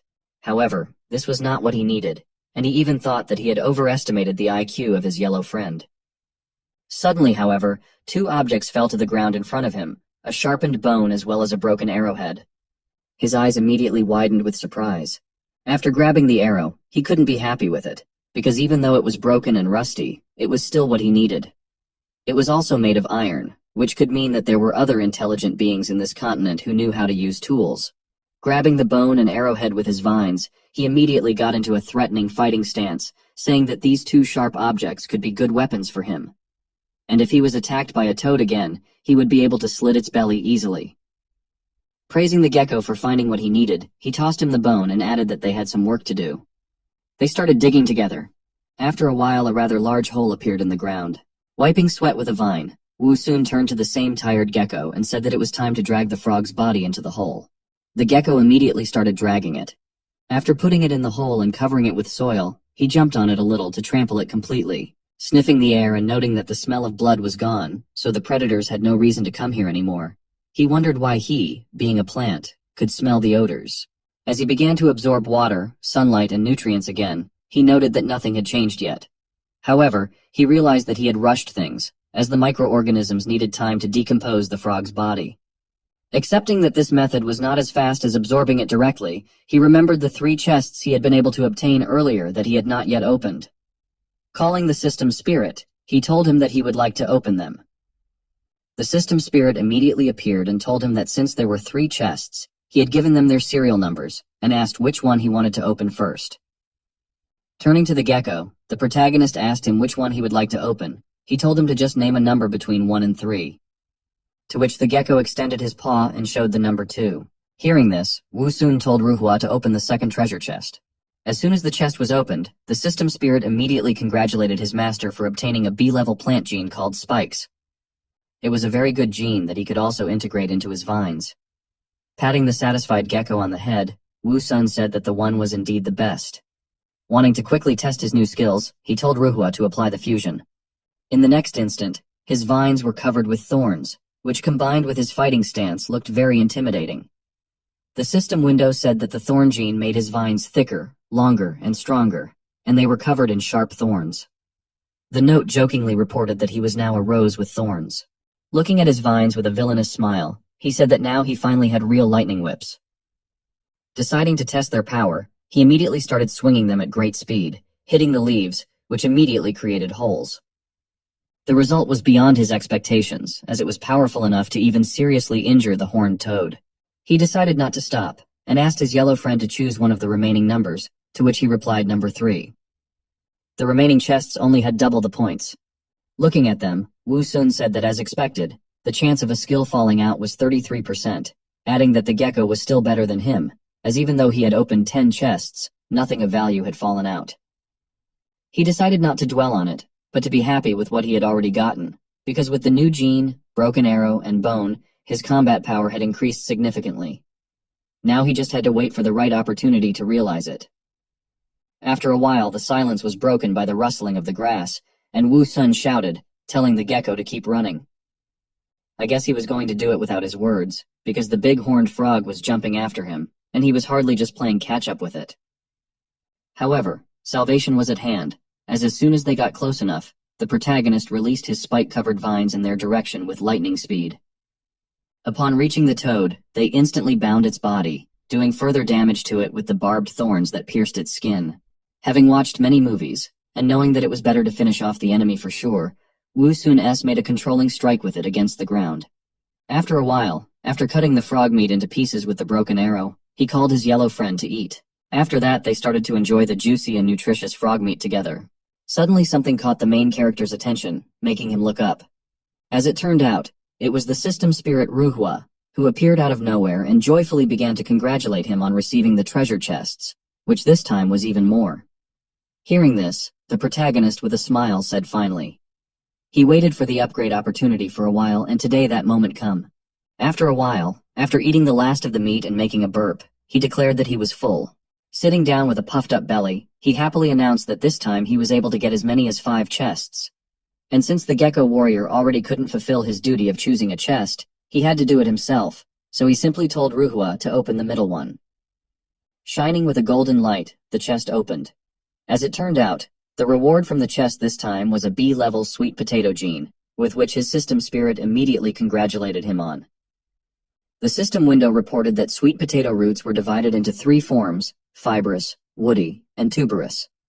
It was also reported that the main function of tuberous roots was to store nutrients and reproduce. After reading this, Wu Sun wondered if he even needed this gene. Turning to the system spirit, he asked what the benefits of this gene were after the fusion. The system spirit immediately began to explain, saying that if he just buried the food scraps in the soil and let them decompose, it would take a long time and was wasteful. The sweet potato gene, on the other hand, allowed the processed food to be stored in the roots. Upon hearing this, the protagonist asked incredulously, what was the use of roots that hid nutrients? Did they really need to be dug up and eaten when hungry? However, Ruhua refuted his theory, saying that he directly took nutrients from there, which could allow him to thrive even when food was scarce, as well as treat his injuries and recover quickly. Hearing this, Wu Sun immediately had an image in his mind in which the bottle of recovery potion in his hand was his roots. This made his eyes glisten even more with anticipation, and he immediately impatiently told the spirit to quickly start fusing. In the next second, the protagonist was surrounded by a bright green light, while the system window reported that he had successfully merged with the red potato gene, which allowed him to quickly break down food into nutrients and store them in the roots. The note said that now his mother would no longer have to worry about his malnutrition. However, to his bewilderment and confusion, he did not feel any obvious change. Seeing his confusion, Ruhua told him to try using his mind to manipulate the roots and allow them to store food inside him. Hearing this, Wu Sun stared at the toad. But in the next moment, he did not take his eyes off of it, and as if reading an incantation, he began to mutter words about wanting to store food. A moment later, he could feel the roots, which immediately rushed to the top. After breaking through from the ground, they immediately began to braid the frog's body. Seeing this, the protagonist could not help but rejoice that everything worked, and also so quickly. He could clearly feel the root systems wrapping around the food and carrying it to the root for storage. It was incredibly convenient, because now he no longer had to dig holes and worry about someone eating his food, or it attracting the attention of others. On a future hunt, he decided to test the restorative effect of the sweet root, which was analogous to a bottle of recovery potion that could be equated to 1 life. And if the root was improved, he would have even more lives, and the probability of him surviving would increase greatly. The opportunity to test the new skill did not have to wait long, because after a while, he was attacked by a large red snake, which immediately rushed at the protagonist. However, he did not plan to lose, and controlling his thorny vines was able to stop her. However, he didn't stop there. He immediately took advantage of its hiccup, wrapped his vines around it, and slammed it to the ground. Realizing that the snake was still alive, Wu Sun used his secret technique called the enraged killer gecko that killed exclusively with bones. At a tremendous speed, he forcefully thrust the bone into the body of immobilized snake. After a while, the dust that was raised during the fight began to disperse. On the ground, the dead snake was still twitching in its death convulsions. While Wu Sun praised his yellow friend and said that they made a great team, then turning his gaze to his vines, which had snakebite marks, he noted that even though the snake was poisonous, it was not a problem for him because snake poison is useless against plants. Snake poison acts through the bloodstream and attacks the nervous system, muscles, heart, and respiratory system. Fortunately, our flower didn't have any of that. The next moment his root glowed with a bright green light, indicating that healing had begun. A few seconds later, after inspecting his vine from which any wounds had disappeared, he proudly noted that this healing ability from his root was very good. However, nothing could be more important than dinner, which they happily picked up their improvised cutlery and immediately began to eat. While they were enjoying the snake meat, dark clouds covered the sky and rain began to fall. Ruhua, sitting on the chest, hid under an umbrella, while the protagonist along with the gecko were without shelter. But Wu Sun immediately remedied this by weaving his vines into a canopy to protect him and his yellow friend from the rain. Looking at the contented gecko, who was sleeping peacefully and snuggled up to him, he said to himself that he felt more and more attached to his territory, for here he now had food, drink, and a cute little pet. For a moment, he said dreamily, the only thing he was missing was a girl. However, a premonition of impending danger brought him to his senses, and he looked perplexedly ahead of him. As it turned out, there was an amorous system spirit flying straight toward him, who spread his arms and asked if he was his girlfriend. However, a few barbed balls thrown at him quickly remedied the situation. Having fought off the attack of Ruhua, who was now lying knocked out, the protagonist wondered if he should look for a large female flower if he wanted to find a girl. However, the image that appeared in his head did not particularly please him, so he decided to leave it for later. It's been over a month since our protagonist turned into a flower. During this time, he managed to grow another spiky vine, as well as 2 more roots, which equaled 2 more bottles of healing potion. Throwing the spiky ball into the air and catching it again, Wu Sun boredly wondered why his yellow friend hadn't returned from the hunt yet. Suddenly, the sound of rustling leaves behind him caught his attention. Turning around, he wondered if the gecko had finally returned from hunting. But what he saw made him freeze in shock. There was a man standing there with a backpack on his back and a hiking bag for herbs hanging from his shoulder. While the man was looking around, Wu Sun couldn't be happy that there were also people in this world. In an attempt to attract attention, he immediately started waving leaves and shouting loudly and happily, saying that he had finally met some of live people in this cursed world. But the next moment he realized that he himself was just a strange flower with a big mouth, and that the only thing he had in common with humans was the ability to think and speak. So first he decided to say hello and connect. Since he didn't know much about this world, he was going to ask the man a lot of questions. He immediately started yelling loudly. However, without noticing the protagonist, the man passed by. Watching the man bending over the ground, Wu Sun was puzzled as to why he didn't notice him, and whether it was because he was small. But what interested him even more was what he was doing now. Suddenly there was the sound of roots being pulled from the ground. With a smile that seemed devilish to the protagonist, the man happily said that he didn't expect there to be such a precious toxin-cleansing plant. This scene before the protagonist made him realize 2 things. First, that the man was gathering herbs, and second, that attracting attention was the biggest mistake he had ever made in his life. After sticking a small shovel into the ground, the man began to dig up the flower. He held it in his hand and said in a joyful voice that he was incredibly lucky to find such a flower, because it was the main ingredient for the longevity pill. The protagonist, on the other hand, was watching all of this with apprehension. Turning his gaze to himself, he panicked and said to himself that he was now the only flower in the area, and he hoped that perhaps he would not pluck it and use it to make medicine. However, his hopes were not to be realized. Putting the flower in his bag, the man looked around and thought that there must be other valuable herbs in the area. After the man's words, Wu Sun's eyes widened in horror, and the hope he had had vanished in an instant, for he realized that this was his end. As expected, the man discovered him rather quickly while smiling his devilish smile. However, he did not immediately tear it off. Pensive, he wondered why he didn't have any information about this flower. Taking out a book, he decided to check if there were any entries about this flower in it. But to his disappointment, he couldn't find anything. This interested him greatly, and the manic smile of a discoverer appeared on his face. Thinking that he had discovered a new medicinal herb, the man holding a shovel in his hand, which to the protagonist was tantamount to a murder weapon, reached out to Wu Sun, intending to dig it up and study it later. Our flower was frozen in fear, and could only stare at the hand reaching for him, and mentally shouted at him not to touch him with his filthy hands.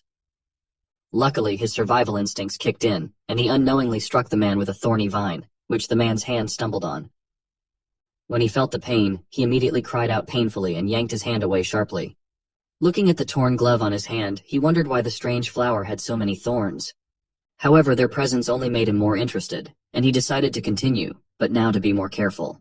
His hand, accompanied by a devilish smile, reached for the protagonist again. Only this time, Wu Sun really realized that this was his end, because even with his thorny vine, he was only able to cause minimal damage.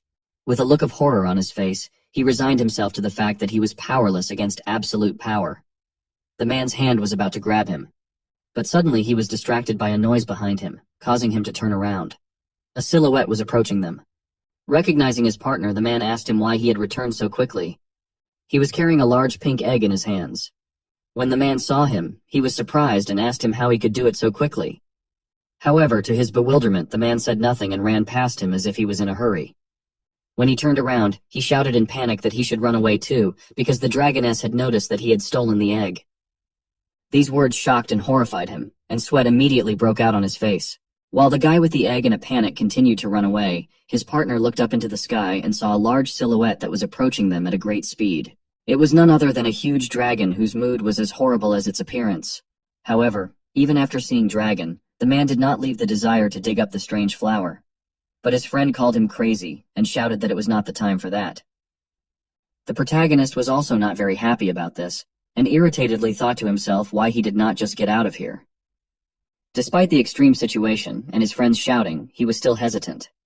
But even this greedy guy valued his miserable life, so he followed his friend and turned around and said that he would definitely come back as soon as he had a chance. Hearing these words, Wu Sun finally became furious, as he couldn't risk his life, and let them turn back later and finish what they wanted. Therefore, his only option was to fight, and luckily at that moment, he had every chance to win, for he wasn't the only one hostile against them. He had a dragon on his side. With fierce shouts that they should pay the price so that they would not dare to return again, he released his spiky vines in their direction, which in the next moment bound the legs of the fleeing guys, preventing them from moving. When they felt it, they looked down in bewilderment, trying to understand what had happened. They were indignant, for the thorny vines held their legs tightly. Not understanding how this could happen, they forcefully tried to break through. Even though the main character was not quite ordinary, he was still only a small flower for now, and so the strength of the two men was too huge for him. However, even though he was almost ripped out of the ground, he didn't plan to give up. With a fierce shout, he continued to hold their legs. Luckily, his strength was enough, and the two men fell face down on the ground with a clatter. A large pink egg fell out of his hands and rolled into the bushes. At the same time, the enraged dragon, glaring with its red eyes, was about to catch up with them. The brunette was puzzled as to what had stopped him, while the other was more concerned with where the egg had gone. However, they didn't have time to think about it, because the next moment the guy raised his head and shouted shrilly that the dragon was already over their heads.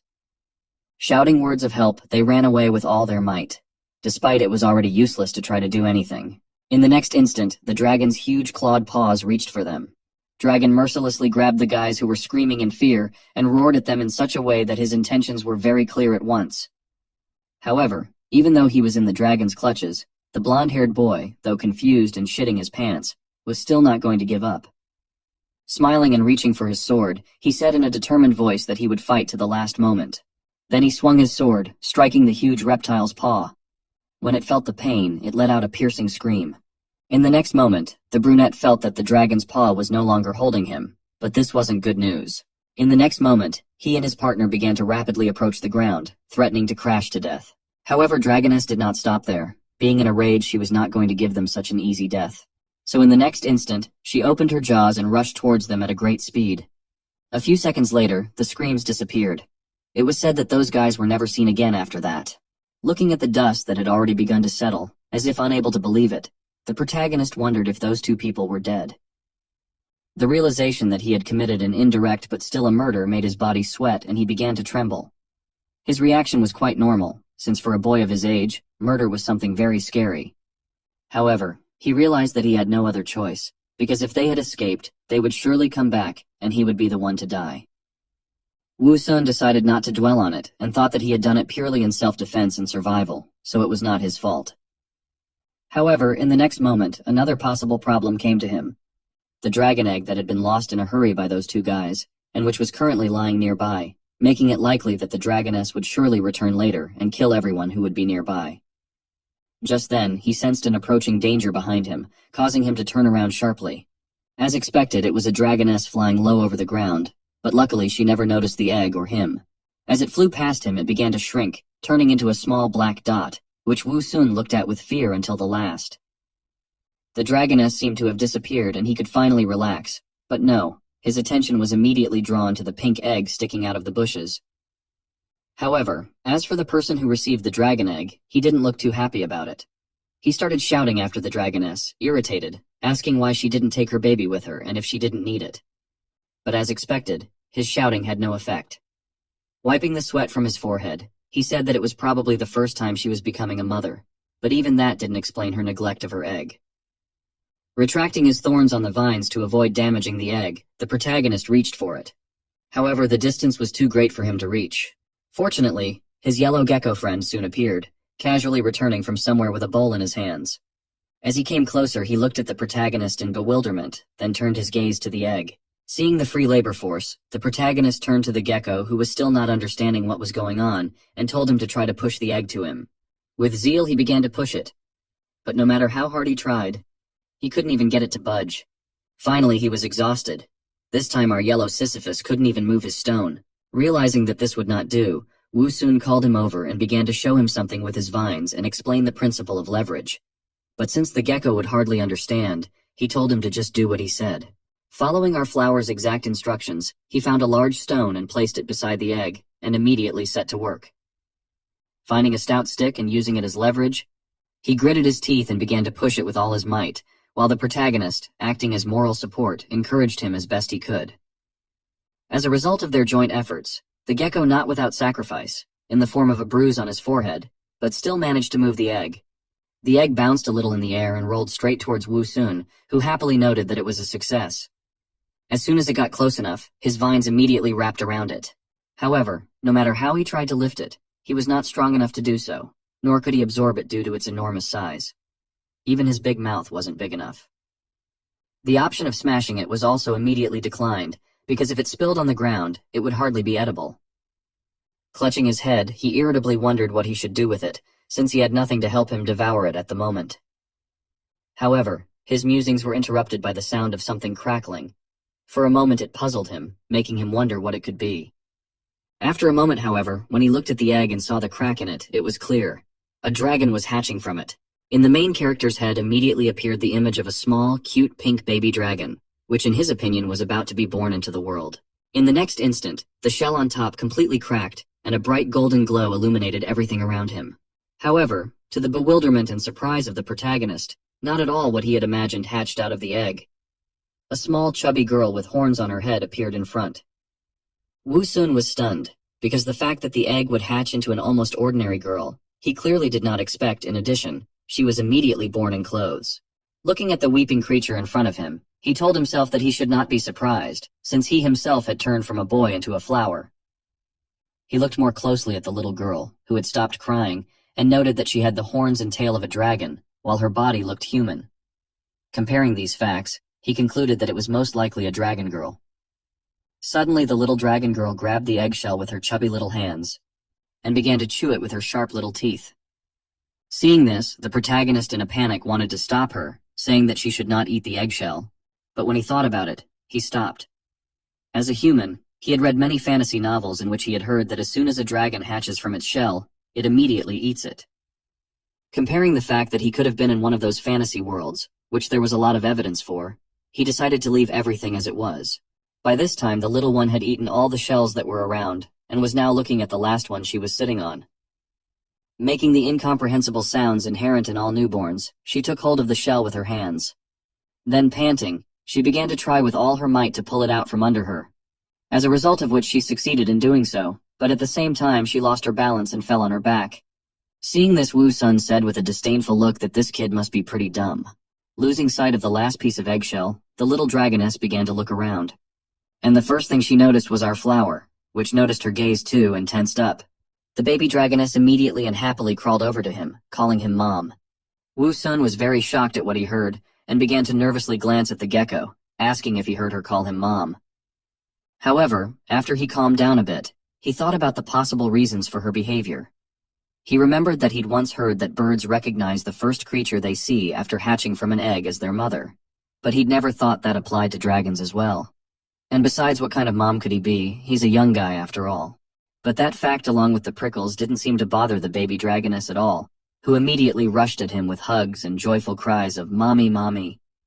She was so insistent and heavy that the poor flower was barely holding onto the ground with its roots and trying to prove to her with reasoned arguments that she had it all mixed up, and he was not her mother. Its stem was cracking from the strain, and the roots were beginning to pull out of the ground. But the little dragoness did not stop and continued to call him mommy, and piled all her weight on him. The poor flower began to think that she was doing it on purpose, and was going to tear him out with the root, and began to beg her tearfully to stop and let him go. And surprisingly, she let him go. Wu Sun exhaled a sigh of relief, but continued to lament that he was about to fall apart. Out of all this, the good news was that the little dragon girl seemed to understand his words. But that didn't mean she'd had enough cuddling, and she'd already spotted her next victim, a gecko, who, when he saw the look in her eyes, knew he was in trouble. Now it looked like he was going to be a plush toy for the little girl in addition to his job as a bug hunter and water carrier.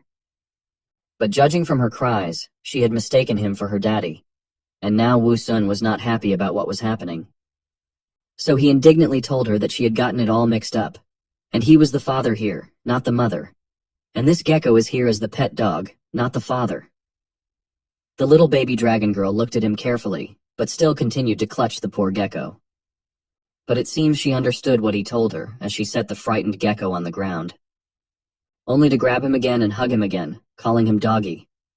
The poor thing didn't seem at all happy about the role, and his look said it clearly instead of saying it. Wu Sun was glad that she understood him, and now realized who the gecko was. Calling her a smart girl, he asked who she thought he was now. But she didn't answer. Instead, she let go of the tortured gecko and stared at him intently. Then she showed him in no uncertain terms that she was hungry and wanted to eat. Wu Sun was not thrilled with the idea of sharing food. However, no one asked his opinion, and immediately after she spotted a dry leaf with bugs on it, she began to carelessly eat them without paying attention to the indignant cries of the disgruntled flower. In just a few moments she ate every last beetle, leaving behind only a dry leaf. And it seems that now, after a good meal, she wanted to sleep. Wu Sun didn't mind if she slept anywhere, but she surprised him and crawled right over to him, laying down near his roots. She immediately fell asleep carefree like a real baby. Watching such cuteness together with the gecko, even the constantly disgruntled flower could not say anything against it. And she slept like that until the next morning, when the rays of the rising sun woke her up.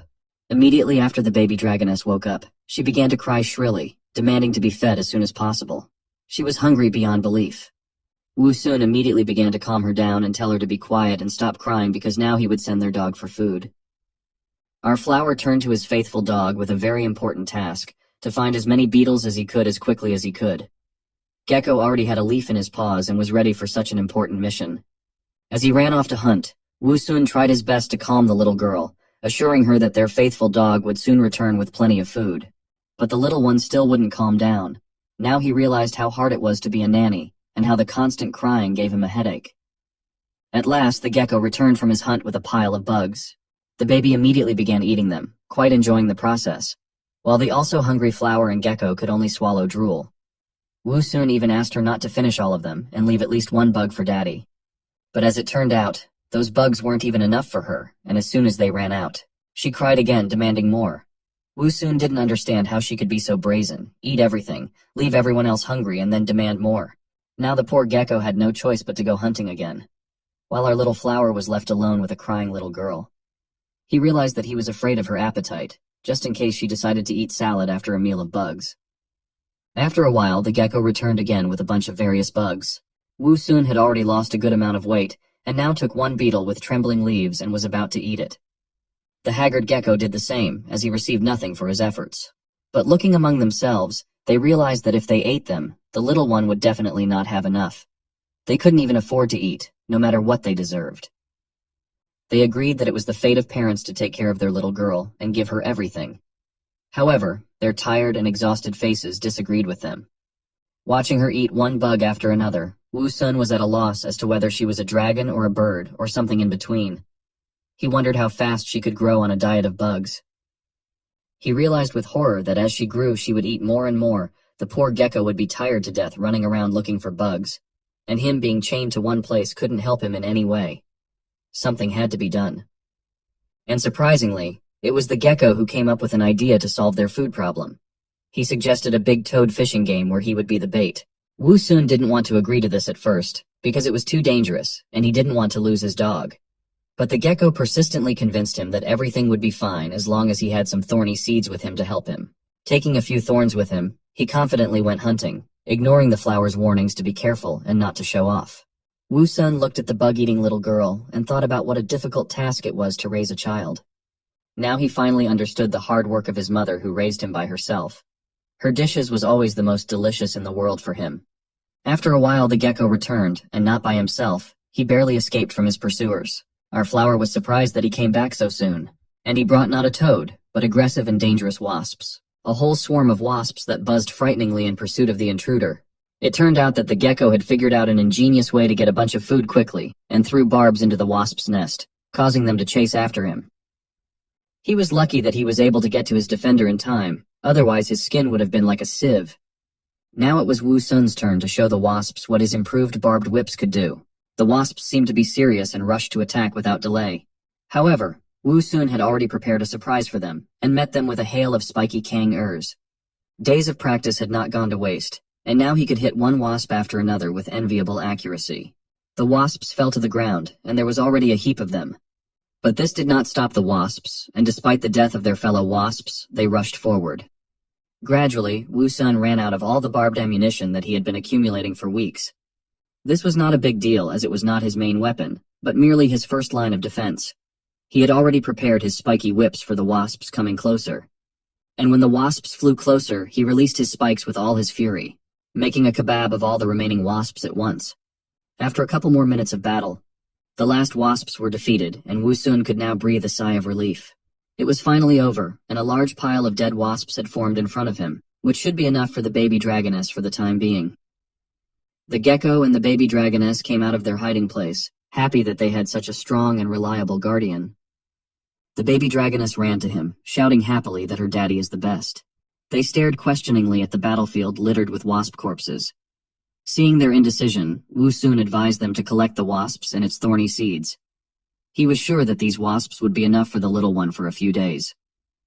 Gecko went to collect first, and the little one wanted to help him too. After a while, they were able to collect a large pile of wasps, and even Wu Sun couldn't stop marveling at how many wasps there were. At last, they could eat as much as they wanted. And now the role of a father didn't seem so difficult for him anymore. The bonus to all of this was the many chests Wu Sun received, and surprisingly, even Ruhua didn't seem so ugly anymore. Though why am I lying? He's actually hopelessly ugly as always.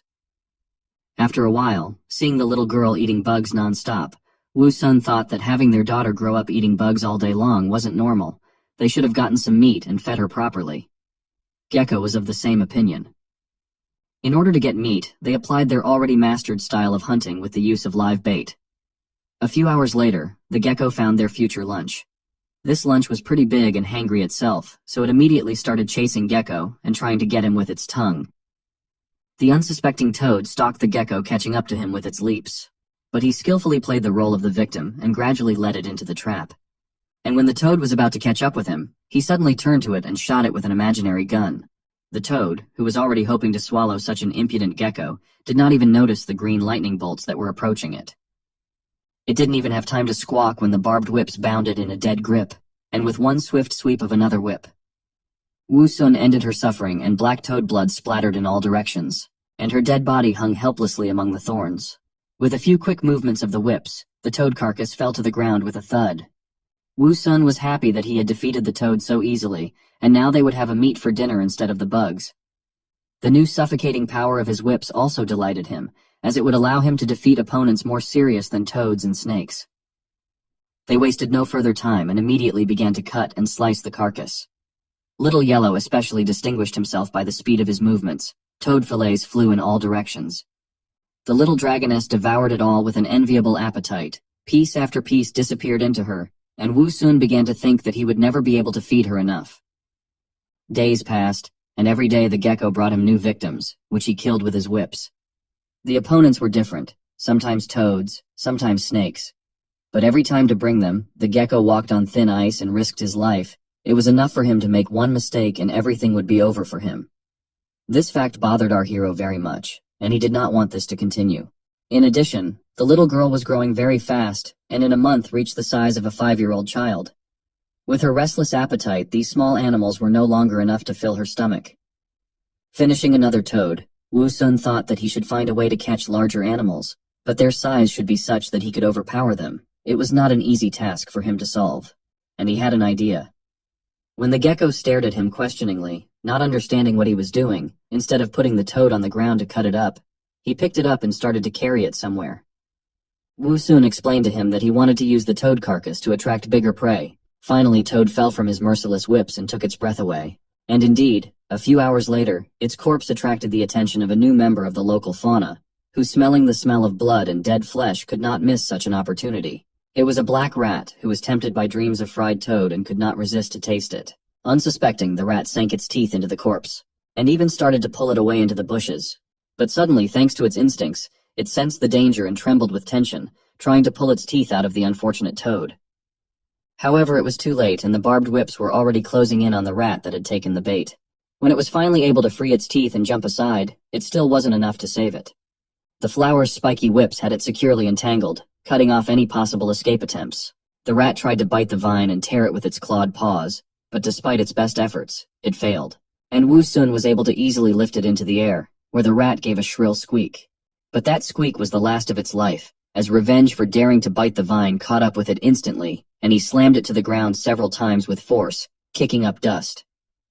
And now they had two carcasses at once, and the gecko didn't even have to risk his own hide for them. They were having a celebration. Wu Sun even thought that today he would definitely be able to feed his little daughter properly. As it turned out, their joy was premature, and a sound from the sky caught their attention, scaring them. An eagle was flying straight at them with its wings spread wide. Before they could react, it had grabbed the rat. They were shocked and just followed its movement with a glance. When Wu Sun came to his senses, it was too late and he could only shout curses at the insolent thief. There was no limit to his outrage. How dare this overgrown chicken steal his food? He would definitely take revenge on this. Wu Sun couldn't contain his anger, and he wasn't going to forgive this insolent overgrown chicken for stealing his prey. He shouted at the flying eagle to come back, damn it, simultaneously trying to hit it with barbs, hurling them one after another. His spiky ammunition raced toward its target at lightning speed. It seemed as if the villain was about to receive a just punishment, and his chicken ass would be slapped. But the eagle was too high and only mockingly looked at his pathetic attempts and spikes, which simply did not reach him. He was quite pleased with himself. Taking the prey from another weakling was a very successful move for him. Besides, what could these pathetic ground creatures without wings do to him? This only made Wu Sun angrier, but he couldn't do anything about it. He had already realized that the eagle was too high, but his powerlessness only made him more annoyed.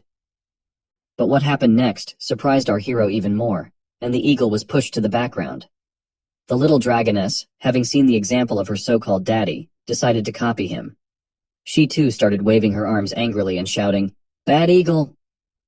Wu Sun looked at her pathetic attempts and advised her to stop because the eagle had already flown away, and she was only shaking the air in vain.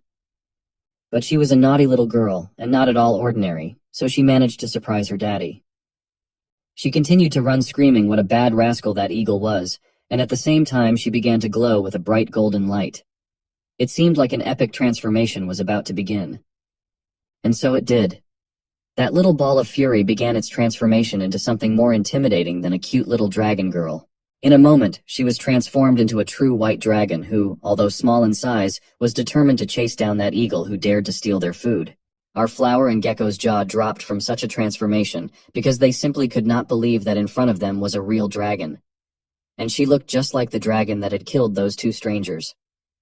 Now Wu Sun was beginning to worry about his own skin. The newly minted dragon had already accelerated and pushed from the ground. However, instead of flying majestically, something was wrong. The dragoness could not control its wings and tail properly, and could barely stay in the air. Covered in sweat, she was shivering, and there was only one outcome to her convulsive movements. The dragoness finally realized with horror that she would not fly so long, and a kiss with the ground was waiting for her. And so it happened. As she accelerated after her flight, she landed painfully back on the ground, plowing the ground with her face. It turned out that even such rare and majestic creatures as dragons need training and practice, and even they can't fly into the sky just like that. Watching all this, our flower and gecko didn't know how to react. Now their clearing was like a battlefield, and dust was rising from it in all directions.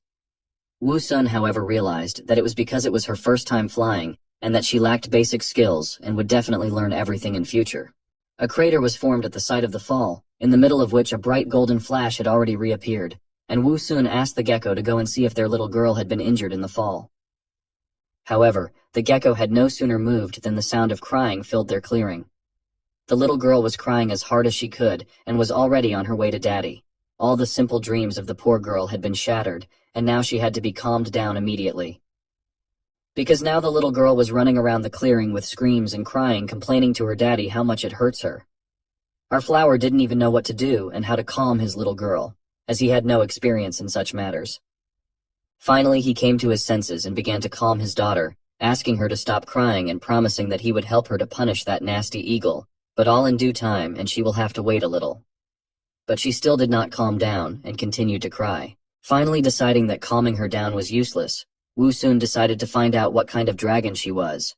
And remembering her appearance after her transformation, he assumed that she was similar to Ying Lun from the classic of Mountains and Seas. Looking at her, he realized that she would grow up very quickly, so he needed to give her a name soon, because he couldn't call her his daughter all the time, and always refer to her that way. He had to think of a suitable name for her, and based on her dragon-like appearance, he decided to call her Yin Yun. Now that she had a name, it was worth focusing on more important things. Remembering how birds train their chicks to fly and show them their own example, he wondered what he should do with his little girl. And while little Yin Yun can't fly properly, she needs to train. But the question was how to help her, because he himself is just an ugly flower with a bad temper and a big mouth. Hell, he can't even move. How can he teach her how to fly if he can't show her anything? But first, he decided to ask her if she liked her new name Yin Yun.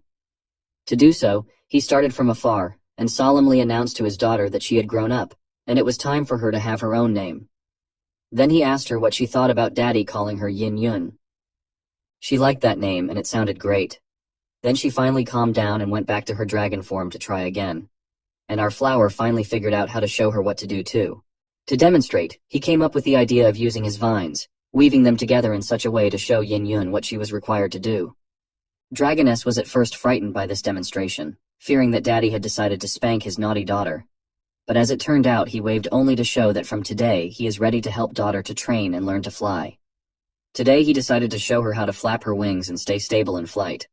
To do this, he asked her to come closer and stand on the so-called hand of her daddy. She obeyed and clumsily climbed onto his hand, trembling from exertion and effort. Our flower was amused by such an attempt, but he kept instructing her to work her wings more actively while flying and to try again right away. Yin Yun obeyed, and literally after a few flaps, she soared into the sky quite swiftly. At first glance, it seemed that now she would definitely succeed, but it only seemed. Because in the air, the little one was not so good, and her too convulsive and detached movements were too clumsy for a long flight. Our flower cheered her up as best he could, and advised her to keep trying her best, and not to be afraid to look and fly forward. A painfully familiar memory of his mother teaching him how to ride a bicycle floated before Wu Sun's eyes. Now it was clear to him exactly what it reminded him of teaching a dragon to fly. Back then, his mom had advised him to keep his bike steady, keep his balance, and not be afraid to move forward. Now he understood the hard work his mother had done, and how he wished he had been grateful enough to her for it all. But unfortunately, there was nothing he could do. There was no turning back. He was brought out of his memories by the whistling sound of the dragon starting to fall. He shouted to her to be careful and hold on, but it was too late. The speed she had gained in the steep peak left her no chance to regain her balance, and with every second she was getting closer to the ground. Luckily, she was not that high up, and quite quickly her aerial journey ended in the nearest bushes where she fell with a thud. Wu Sun, worried for her life, immediately started shouting, asking Yin Yun if she was okay. The gecko didn't stand still either and ran to the crash site with all his legs. All of them were so worried that the child they cared so much about wouldn't get hurt from such a hard fall. Finally, the bushes moved, but they moved as if there was some kind of struggle. Our flower continued to desperately ask her daughter Yin Yun what was going on, and how was she? But there was no answer. Finally, the bushes quieted down, and Yin Yun came out of them holding a snake in her teeth. She rather boasted to her daddy to see what kind of snake she had caught. All bruised and scratched but very happy, she went back to our flower, who kept asking if she was hurt or bitten by that poisonous snake. But Yin Yun reassured him and told him not to worry, because she had done everything just as he had taught her, and had bitten the snake herself so that it could not do anything. Now Wu Sun was just shining with joy. At last his little girl had grown up enough to hunt snakes on her own. And now he and the gecko could breathe a sigh of relief and not worry so much about how to feed her. This was the best news for him today, because he would finally be able to rest as he had dreamed. After a few days, Yin Yun had gotten completely used to her dragon form and had learned to fly properly without landing on her face. And now she was constantly flying above Wu Sun, as if guarding his peace.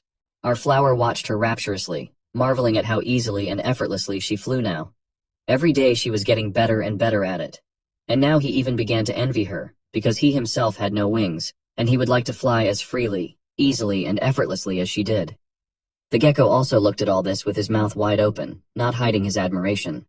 Seeing that she was getting too far away from them, Wu Sun had already started waving for her to go back and not fly so far away.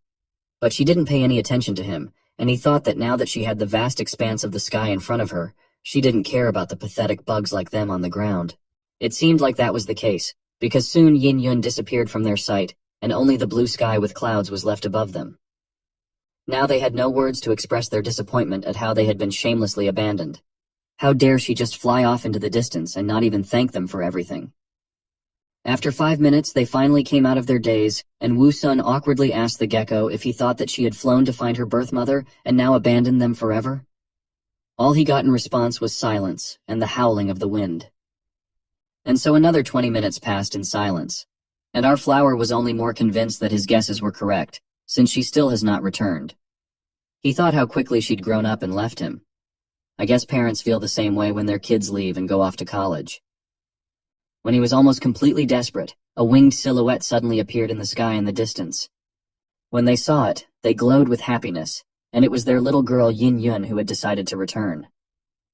But looking closer, all their joy faded away and was replaced by fear and tension. It wasn't their little girl at all, but that damn eagle.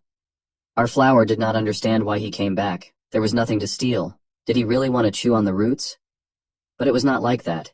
It seemed that the eagle was in a panic and was running away from someone.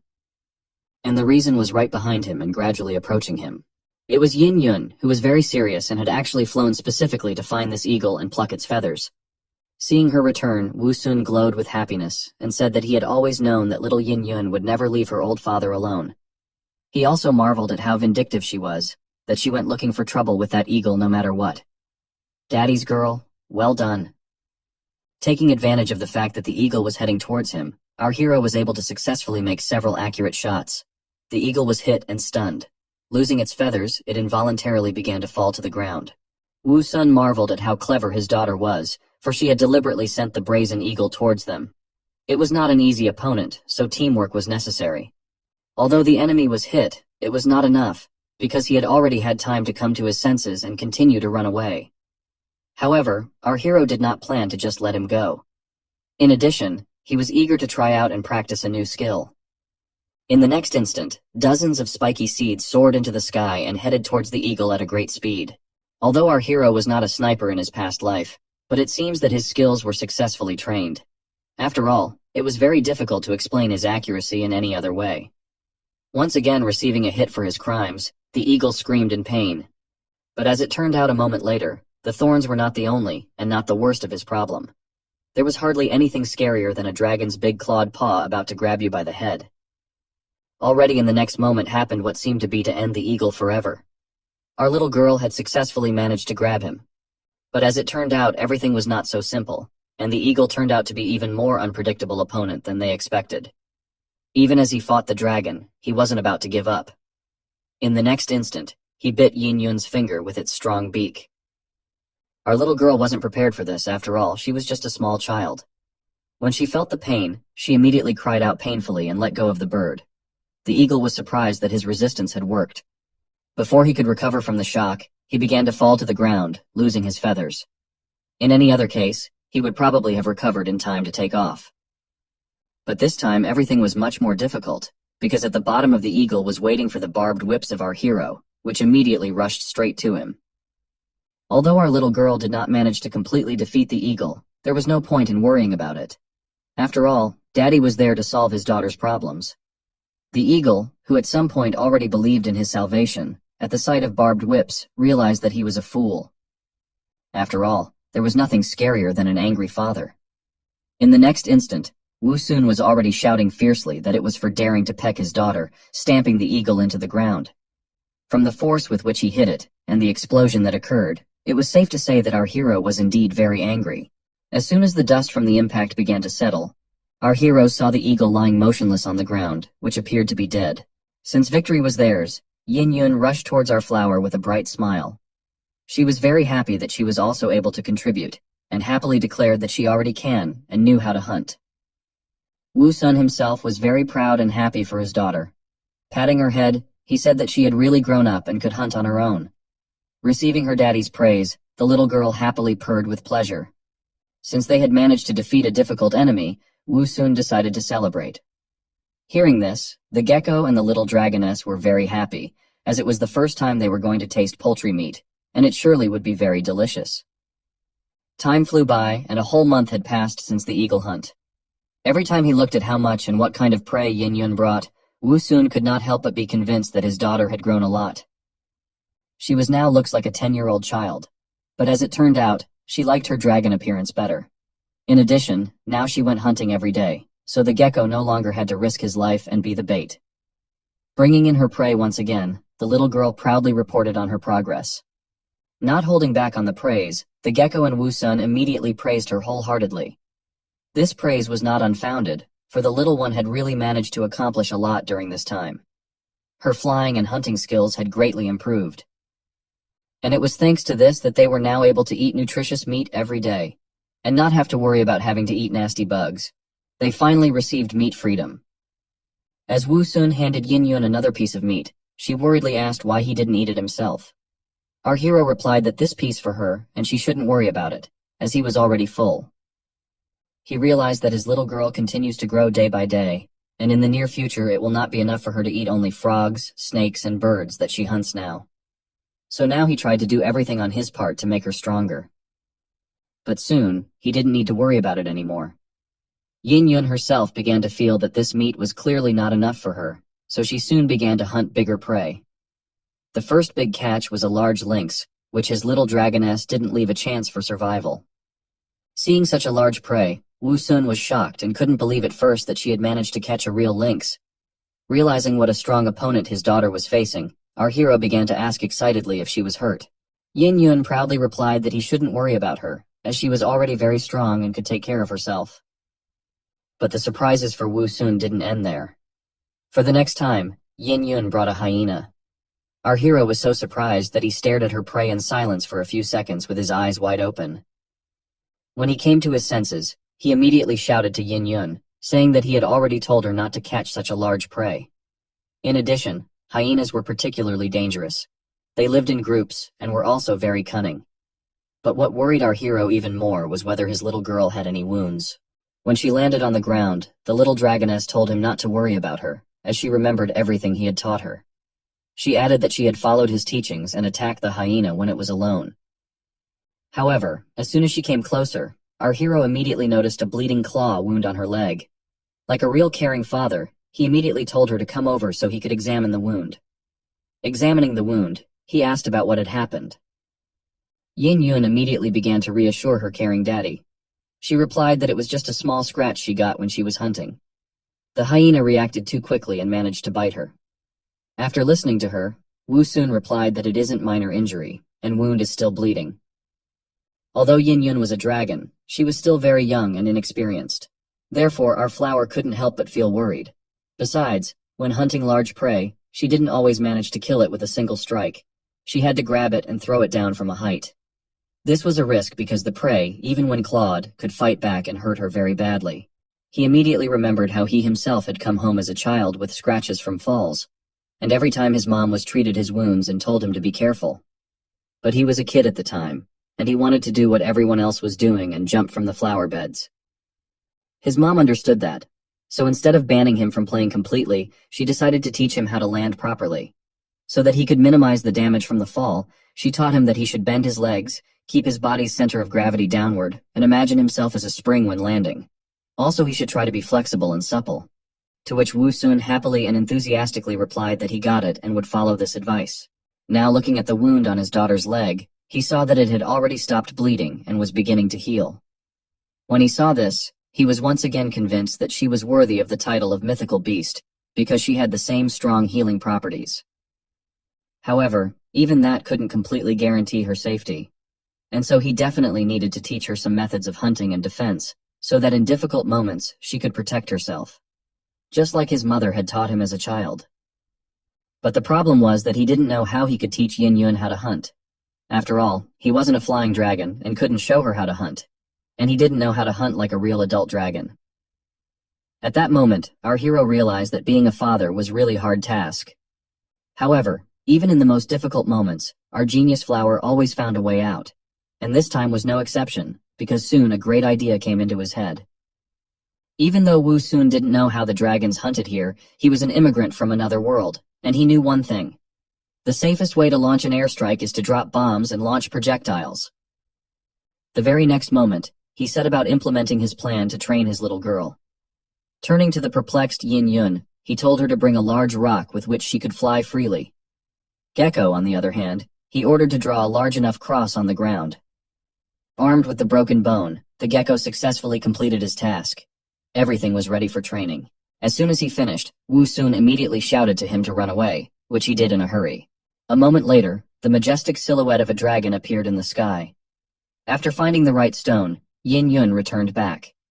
Wu Sun immediately started giving her instructions on what to do.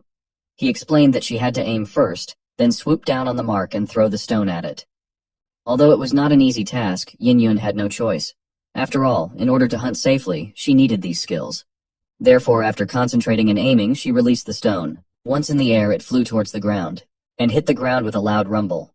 However, as expected, she failed to hit the cross for the first time. It was not surprising, as such precision required a lot of training. But unlike her daughter who thought it was a failure, Wu Sun was delighted and proud of her achievement, because even though it was her first throw, she almost hit the target. She was training much faster than he was, and the title of Lizard Outliner Master would definitely stay with him. But she couldn't stop there. So our hero said she should keep practicing. And first, she'd have to learn how to hit fixed targets, and then move on to moving targets. And when she can hit every target without a problem, she'll be considered a godly pitcher. Half a month later, a pack of hyenas snoozed peacefully in the desert landscape, unsuspecting of anything.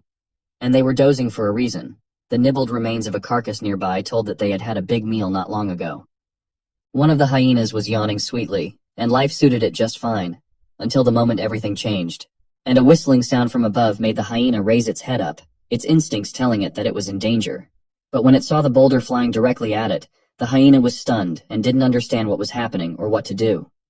It is not every day that hyenas are hit in the head by boulders, and its reaction was expected. In a moment the hyena was finished and only blood spattered from under the stone. The rest of the pack of hyenas immediately ran away raising dust. The unlucky one who had been hit on the head with a stone finally lost his spirit. His carcass was immediately grabbed by large white claws and dragged upwards. It was little Yin Yun, who had grown a lot in the past half a month. Children always grow fast, but dragons were much faster. Right now, she was happy with how she had done. How epic she had crushed that hyena with a rock, all thanks to her daddy who had advised her on such a really effective hunting method. Using this stealthy attack method, Yin Yun didn't have to worry about scaring the hyena pack early, and she could catch the hyena that she liked without worrying of being bitten. As she was heading back to her daddy with her prey, something on the ground caught her attention, and she wondered what it was. Just beneath her lay the scattered remains of 2 skeletons and their humble belongings that the wild beasts were not interested in, unlike their flesh. Amidst all of this, a sword with a golden hilt stood out in particular. Yin Yun herself didn't quite understand what it was, but its shiny appearance did not leave her indifferent. As we all know, dragons love golden trinkets. Looking closer, she assumed it must be a human weapon, a sword her daddy had once told her about. She also remembered that her daddy was always playing with that broken arrow, and he would surely love it if she brought him something like that sword. So putting all her doubts aside, she decided to pick it up and give it to her daddy to make him happy. Swooping down, she grabbed the sword and flew home. Carrying the sword and the hyena carcass at the same time was not an easy task, but she managed, and the carcass fell not somewhere in the field, but right next to our flower, who immediately appreciated her good work. A direct hit to the head, instantly fatal. The once little Yin Yun was now truly a godlike pitcher. This was especially impressive to the gecko, who couldn't wait to taste the hyena. Finally, the gigantic Yin Yun figure itself landed not far away, and once again Wu Sun couldn't stop marveling at how fast the little dragoness was growing. In less than 3 months, she had already become so big. And not just in dragon form, but in a human-like form as well. Enveloped in a golden glow, she began to transform into a young girl already. The light was bright and nothing could be seen. A glance at the form of this light was enough for our flower to make his eyes widen with embarrassment, but he was unable to look away. Moreover, in her human form she had already become a tall, beautiful, and sexy young lady, the appearance of which left no one in this clearing and not only indifferent. It was hard to describe how harmoniously the features of a draconic and a human girl were combined in her. She was simply perfect. And as soon as the transformation was complete, she immediately rushed to her beloved daddy with a hug, shouting happily, "Daddy, I'm back!" As she hugged and shook her so-called daddy, she kept repeating how effective the hunting method he had taught her had been. In her opinion, she had the best daddy in the world. But the flower, still embarrassed by what she had seen, was not so happy about such a strong embrace. And in his usual disgruntled and grumpy tone, he asked her to be careful, because if she didn't stop, Daddy's old waist was about to break. Despite his shouting, he was quite pleased with her behavior, because if you think about it, it's not so bad when a beautiful girl hugs you like that. Come to think of it, he had never been so close to a girl before. Suddenly this whole train of thought was interrupted when he realized that it wasn't right at all. Why was he suddenly thinking this way? She's his so-called daughter.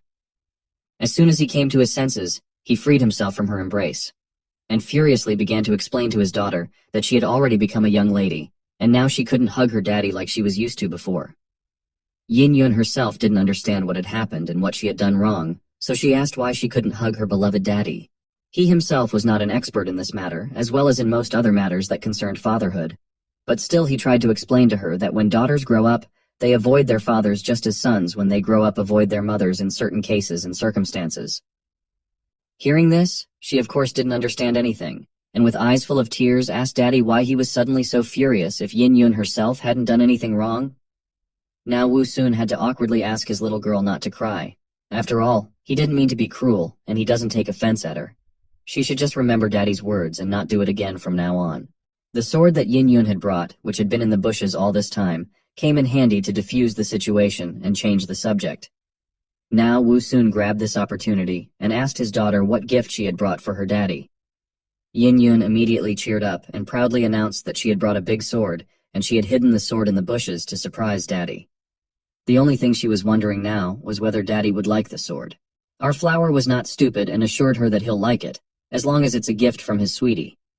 He knew well that the main thing in gifts is not the gifts themselves, but the attention and the person who gives them. But this time the gift exceeded his expectations. It wasn't just some trinket. When Wu Sun tried to pull the sword out of the ground with his vines, it was quite heavy. That didn't stop our hero though, and he put in a lot of effort to see what kind of sword it was. He finally succeeded and raised the sword above him, looking it over and recognizing that it looked good. The sword was shaking and looked like it was about to fall, so the dragoness and especially the gecko tried to keep a safe distance. Wu Sun took a closer look at the sword and realized that it belonged to those two men who had come to the clearing a few months ago and had fallen victim to the dragoness from whom they had stolen the egg. That meant that there might be something else useful in that place. So our flower asked Yin Yun where she found the sword. And wasn't there anything else there? It seemed to him that those adventurers must have had a bunch of useful things with them. Yin Yun, recalling what she had seen, replied that there were 2 human skeletons at the foot of the mountain, and a sword lying right in the middle of them. Besides the sword, there was also a small shovel, 2 backpacks, and a dagger. At the end, she wondered if Daddy wanted her to bring him all those things. After thinking about it, Wu Sun decided that he only wanted the shovel and the dagger, and he didn't need the rest of the junk. Yin Yun was happy to help, and promised to bring everything tomorrow after the hunt. In all of this, only one thing gloomed the beautiful sunny day for our hero. Those 2 skeletons were probably the ones who stole the egg from the dragoness, and he himself had a hand in killing them. The thought that because of him, living people had died did not give him any peace. But watching Yin Yun running merrily through the clearing with the gecko, he came to the conclusion that he had no other choice, as the danger threatened not only himself, but also his so-called daughter. Who knows what those people planned to do with the egg after they stole it? Yin Yun was probably in danger. She could be eaten, or let her hatch, and then enslaved. Any of the possible outcomes was sad for her, so all of his actions were right. People just didn't leave him any other option. And if he could choose again, he would still take them out without regrets. However, he still had to decide what to do with the sword that was too heavy for him, and kept falling out of his vines. Our flower was getting tired after just a few swings of this heavy sword, and this was even though he was using 2 vines at once to hold it and swing it. Last time, even a simple operation like pulling a man's leg had barely worked for him, with his vines snapping at the seams and nearly tearing. Now he just needed to make his vines stronger, so that he could swing it without any problems using only 1 vine. Deciding that the best solution would be to practice, he went about his training, trying to raise his sword again. Meanwhile, Yin Yun and the gecko were already enjoying their lunch and didn't understand why our flower didn't eat with them. Was he not hungry? But Wu soon assured them that he would eat later, because now Daddy needed some more training. After a few days of training, he was ready to show what he could do, and saying cheers. He quickly swung his sword, which he could now safely hold with a single vine. In one motion, another hyena brought by Yin Yun was decapitated. Now hyena-sized creatures were no longer scary to him even without Yin Yun. The sword was a significant advantage in a fight with any opponent. Wu Sun had a whole cheerleader squad, including 2 cheerleaders, Yin Yun and Gecko. They were marveling at how he cut the hyena into 2 pieces with 1 swing. How incredible and powerful he is. All thanks to his training and several improvements and evolutions, with which he could now easily swing this sword with each of his 4 vines. Further slicing the hyena into smaller pieces, he invited everyone to come for it was time to eat properly. Daddy was cooking. Wu Sun decided that it was cool to use the sword as a kitchen knife, but it was even better to hide it in the bushes and use it as an ace up his sleeve in case of an emergency. If some humans or other large animals show up nearby and decide it's a good idea to pick the odd flower, he can catch them off guard and slay them. Thanks to a heavy diet of hyenas and other smaller local fauna, our hero was able to accumulate 5 mystical chests, each requiring 10000 evolution points to open, as Ruhua kept reminding him. Judging by his appearance, the way he congratulated our hero on receiving the chests looked not sincere, but Wu Sun had long ago stopped paying attention to this ugly system spirit and continued to quietly enjoy the meal. It was only when they had all eaten that he decided to open a few boxes, but he didn't want to choose one himself and entrusted the choice of 1 chest to Gecko and the other to Yin Yun. It was time to test their luck and knowledge of arithmetic. Each of them had to choose 1 number from 1 to 5 and tell about their choice. Watching the behavior of our flower Yin Yun kept wondering why every time after meals Daddy always plays arithmetic games with them. After which he is either delighted or upset and argues with the air. In short, he behaved as strangely as possible, even for a flower with a bad temper. But it didn't matter to her. As long as her daddy was happy, she was willing to play his weird games. This time she chose the number 5, and the gecko chose 2. Then at the command of our flower, Ruhua opened the chests numbered 2 and 5. What will Wu Sun drop out today? A useful improvement or another piece of junk? In the next instant, Ruhua solemnly announced the opening of the 5th chest. A bright golden light poured from it as usual. The system immediately congratulated our hero for obtaining a B-class plant gene. As it turned out, it was the same gene he already had. The system immediately detected this and offered 2 options to improve the gene he already had. The first option was to improve the strength and power of the thorns he threw out, while the second option gave him the ability to increase their number. After all, at the moment he could only use a limited amount per day. Although it wasn't a particularly difficult choice, Wu Sun couldn't help but ponder. In the end, he still came to the conclusion that the best solution was to increase the strength of Kang Air. He immediately informed the system spirit of his decision, to which the system spirit enthusiastically said that it would fuse. A moment later, our hero shone with a bright light, which meant that the fusion was successful. The system window reappeared in front of our hero, but there was no new information for him, so he told Ruhua to open the next chest. Unlike the last chest, this time Wu Sun had a new gene called the grape plant gene, which was a C-class gene. It was a grapevine, which was one of the oldest fruit tree species in the world, and was known for its nutritional value. However, it was not this information that interested our hero. When he saw the information that the fusion was to take place with a portion of the fruit, he wondered what it could mean. Ruhua immediately explained that it meant that he would be able to blossom and bear fruit. After the fusion, he would be able to spend a certain number of evolution points to grow grapefruit. Hearing that he would also have to spend points, Wu Sun became even more dejected. However, the system spirit had great news. He said that the fruit not only had a great flavor, but also had the effects of healing, blood recovery, and enhancing the related buffs. In addition, he could not only eat it himself, but also share it with others. This information pleased our hero very much. After all, now he could not only take care of himself, but also heal his fellows. He immediately shouted enthusiastically to Ruhua to start the fusion. A moment later, he had a new gene in his arsenal, which, according to the information in the system window, allowed him to produce a clean bunch of grapes at a low cost. Not only was it full of nutrients, but it also increased blood regeneration by 15%. The note said that if it was dried and made into raisins, it could be used to brew a bottle of 1982 Lafite. Although the prospect of creating alcohol was quite tempting, Wu Sun focused on solving more pressing problems, namely the one of how he was to utilize his new skill. Fortunately, as always, he was helped by the system spirit, which despite being ugly and annoying, was quite useful. He explained that it was similar to how he stockpiled food in his roots. Then he just had to mentally visualize that he wanted to bloom and bear fruit. Following his advice, our hero tried to concentrate and imagine that he wanted to blossom and bear fruit. In the next moment, a system window appeared in front of our hero, informing him that the price for a bunch of grapes would be 5,000 evolution points. Wu Sun was horrified by such a huge price, and even considered not doing so. However, his system spirit immediately began to convince him that it was worth it. For now, grapes were available to him, but he would surely have more options in the future. Besides, the price of 5,000 points wasn't that much if it could save someone's life. With this, our hero couldn't help but agree. Having finally made up his mind, Wu Sun applied the skill. The very next moment, he found that his vine leaves began to grow. A short while later, his vines began to bloom. Everything was happening so fast that our hero didn't even have time to notice how green bunches of grapes appeared, which almost immediately turned into bunches of juicy and ripe grapes. Yin Yun and Gecko were really amazed at how quickly everything happened. Wu Sun was more pleased than surprised, because if he could save up enough evolution points he could open a winery. However, there was a disadvantage, because the bunches were so heavy that it was difficult for him to even lift his head. However, this problem did not compare to the possible benefits of the grapes, and since our hero finally managed to grow it, it was time to try what he got. After all, it was necessary to decide whether he should continue to do it. As it turned out, it tasted pretty good, so he immediately offered it to Yin Yun and Gecko. As expected, they also liked the flavor very much.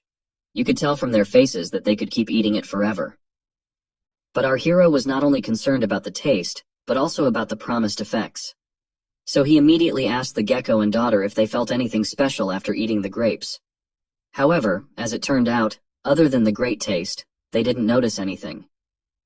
Hearing this, Wu Sun speculated that the lack of any effects was possibly because they had no injuries. Under normal circumstances, however, it was just an ordinary fruit that only differed from the ordinary fruit by its great cost. Our hero, on the other hand, was comforted by the thought that he would be able to grow other fruits in the future once he obtained the right genes. But as soon as Wu Sun imagined that a huge durian fruit would grow on his head, he thought about the safety of his life. However, he decided to save those thoughts for later, because he wouldn't be able to grow a durian now anyway. Besides, by the time he could, he would most likely be much stronger already. After a while, Yin Yun returned home from another hunt, bringing 2 hyenas with her. Praising her for her big catch, our hero noted that today she had done much faster than usual. But as it turned out a moment later, there was a reason for that. The dragoness in a panic told that on the way back, she saw 5 people on the other side of the mountain. This was not good news for our hero, because after what happened, he had no desire to encounter people in this world. At least now. He hoped to the last that his daughter was just mistaken, because she had never seen people before. However, there was no mistake. Since Wu Sun often told Yin Yun about humans, she knew that only they could pitch tents and bury the 2 discovered skeletons. The situation was getting worse. After all, these people were most likely not just ordinary travelers, but friends of the past too.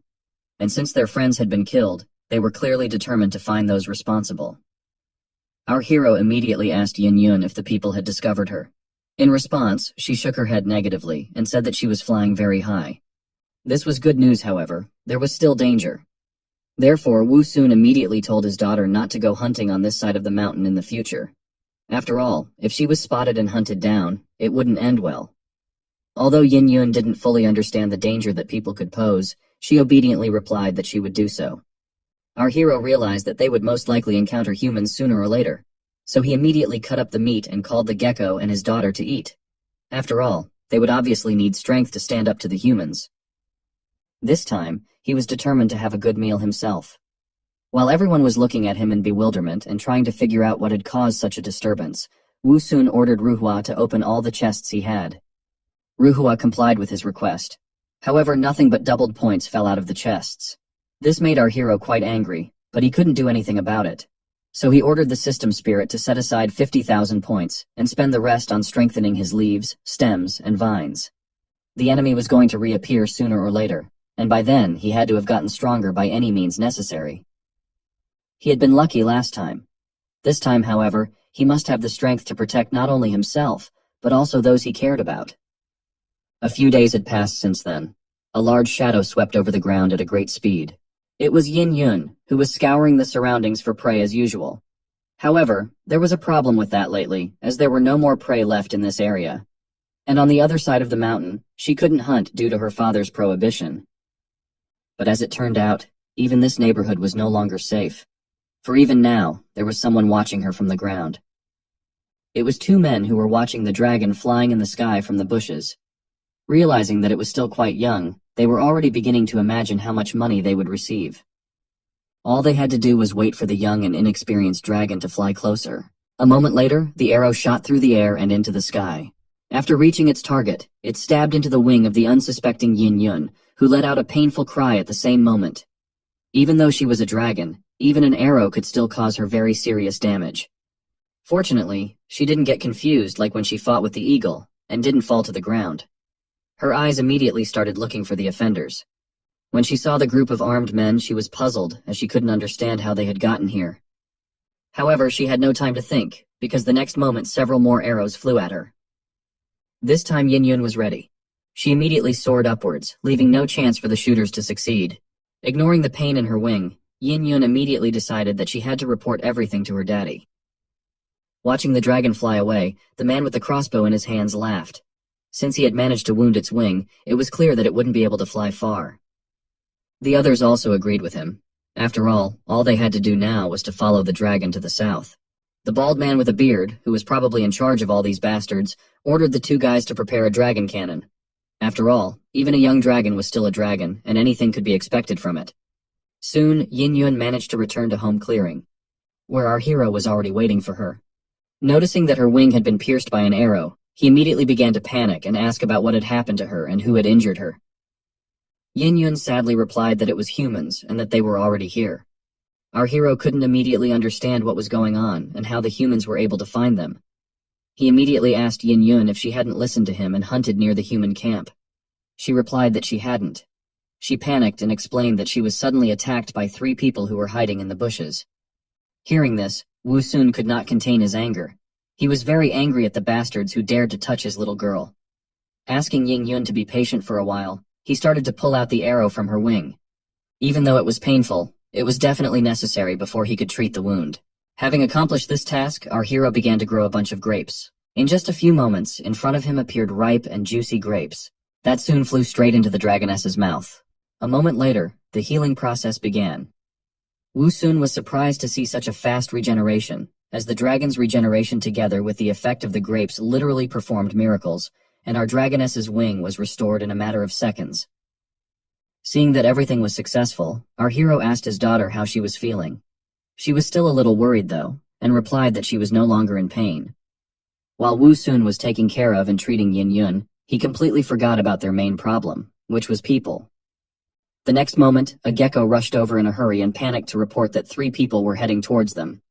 Such a rapid development of events took our heroes by surprise. Although they realized that sooner or later people would find them, they could not think that it would happen so quickly. The gecko's words were true. In a few moments, several silhouettes appeared on the horizon, and they were approaching them quickly. On the face of our hero, there was horror. He realized that they probably couldn't avoid a fight, but he decided to try. He ordered Yin Yun and the gecko to run away and hide in the bushes. He could only hope that they wouldn't be noticed. Yin Yun and Gecko began to reluctantly run away. They didn't want to leave Wu Sun behind, but they had no other choice. All they had to do was hope that their daddy could think of something. Soon, 3 poachers did indeed appear. They moved rather cautiously, and looked around carefully for a downed dragon. Their bald-headed leader was surprised that such a young dragon had managed to fly so far with such an injury. At the same time, Wu Sun was watching them from behind the bushes. Although he had the goal of hiding and not attracting attention, it wasn't that easy for him. After all, he could hardly restrain himself from pouncing and slashing these bastards. Suddenly the fatty excitedly noted that there were many different rare plants in this area. While he was shaking his head in different directions, what our hero feared happened. Looking at Wu Sun, the big guy told the others that he had found some strange plant that he had never seen before. Our hero's disguise was finally revealed. The gazes of all the men were directed straight at him. In their minds he looked strange, and even a little disgusting. However, their leader was of a different opinion, because he knew that the stranger the plant looked, the more expensive it was. Wu Sun listened to their conversation with an annoyed look. Although he was just a simple, ugly flower with a big mouth, even he had pride. But making fun of his appearance wasn't his biggest problem right now. For suddenly one of the poachers noticed a trace of blood near him. He immediately realized that it was most likely the blood of a wounded dragon. However, he was very surprised that the traces ended here. At that moment, our hero realized that he had made a huge mistake. After all, he had completely focused on treating the wounds in Yin Yun, and had completely forgotten about dealing with the bloodstains. But now it was too late to do anything about it. The bald bandit immediately came to the conclusion that this plant most likely had a significant regenerative effect, and could treat even serious wounds. Plants with this effect were very rare, so he immediately went to our hero, intending to dig it up and study it well. The guy with the crossbow wasn't interested in the flower, so he didn't stop the fat man. All he was thinking about was the possibility of catching the dragon. At the same time, the shovel was getting closer and closer to Wu Sun's roots. However, at that moment, our hero was more worried about Yin Yun than himself. He realized that if she saw this, she would probably not obey his order and rush over to save him. Indeed, that's what happened. In the next instant, someone started shouting at the bandits to stop. It was Yin Yun. With furious shouts, she began to quickly approach the bewildered poachers. Wu Sun's worst assumptions had actually happened. Upon seeing our dragoness, the bandit leader became perplexed. He didn't understand where the girl could have come from. However, as soon as she came closer and covered the flower, everything became clear. She was no ordinary girl at all. Dragon horns, tail, clawed hands. The poachers immediately realized that the transformed dragon was indeed standing in front of them. It was a turn of events that suited the bastards just fine. After all, dragons that could transform were very rare. Besides, she was still very young, which meant that she could definitely become a strong riding pet. Perhaps some would say that dragons were the most evil and scary creatures. However, this is far from true. After all, the scariest creatures are humans who are ruled by money and selfishness. At that moment, Yin Yun was truly convinced of the truth of her father's words. Without wasting a second, the poachers immediately rushed towards her. The little girl still hadn't recovered yet. The stares the bandits were giving her really scared her. It seemed to be the end. Heroes always show up at the last moment. That's what happened this time. At the last moment, spiky vines blocked the way for the bastards. They scratched and stabbed their hands. The fatty immediately cried out in sharp pain. He didn't even realize where the thorns had suddenly appeared from. Taking advantage of his confusion, Wu Sun shouted to his frightened daughter to quickly run away. Yin Yun didn't want to leave her daddy alone and wanted to object. However, our hero was firm in his decision, and was even willing to sacrifice himself to save her. He immediately shouted for her to leave, adding that he himself will deal with the bandits. He had really grown up. Not daring to disobey her father again, Yin Yun immediately transformed into a dragon. Seeing that their money could fly away from them at any moment, the fatty immediately began to panic, shouting to his friend to do something about it. Unlike him, he was completely calm. He was confident in his skills and knew that such a young dragon would not be able to escape from him. In the next instant, he fired with a smirk on his face. Luckily for our little girl, the arrow didn't hit her. After his first miss, the bandit did not despair, and continued shooting. He had plenty of arrows, which meant he had many more attempts. None of this would have mattered to Yin Yun if she had just flown away. However, she didn't. Soon, the fatty noticed this as well. He couldn't help but wonder why she didn't fly away, but only continued to dodge. Their leader already had an idea about it. His gaze immediately shifted to our hero. After comparing everything he saw, he concluded that the dragoness was protecting the strange plant. Besides, he had heard stories before that some precious spirit plants were protected by beast protectors. His hand immediately went towards Wu Sun without hesitation. As soon as the fatty heard their leader's words that it could be a spirit plant, his eyes immediately shone. He couldn't believe that they could get a spirit plant that was worth almost the same amount of money in addition to the dragon.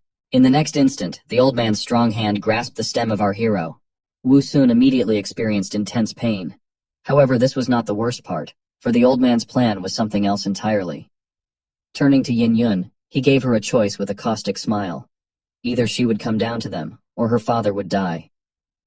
However, Yin Yun didn't need much time to think about it. With furious screams, she immediately rushed to save her daddy. The old bandit watched her approach with a wry smile.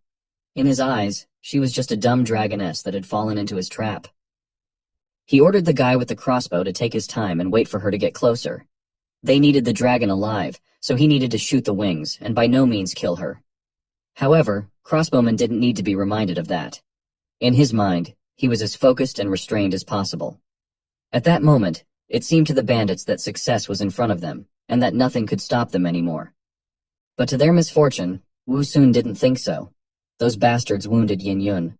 After that, they hunted them down and tried to kill them. They tried to lure his daughter out by blackmailing her with his life.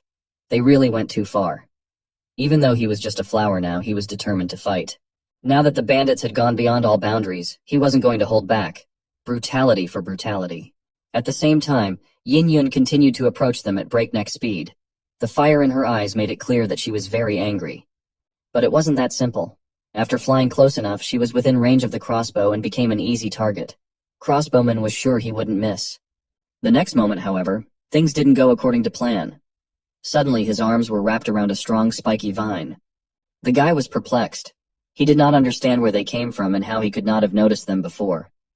But now it was not important to him, because the biggest problem was that the vines began to prevent him from moving. At first they only hindered his movements, but after a while it was as if they had become intelligent and began to guide his movements.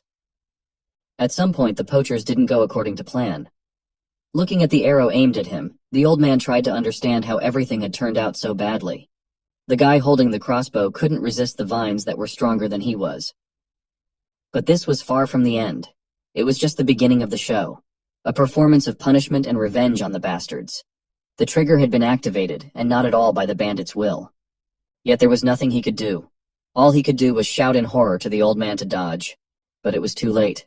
There was no chance that human instincts would be enough to dodge a speeding arrow. Judging by the look of horror on the old man's face, he realized it himself. What happened was what was supposed to happen. The released arrow pierced through the old man's chest. However, the bandits never realized who was the real culprit of all this. The guy with the crossbow couldn't believe what had happened. Before his eyes, his leader had fallen dead to the ground, and the worst part was that it seemed to be his fault. Seeing what had happened, the fat man began to swing his sword and angrily asked what he was doing. But the guy himself would have wanted to know how it happened. All he felt was two vines grabbing his hands, and then the irreparable happened.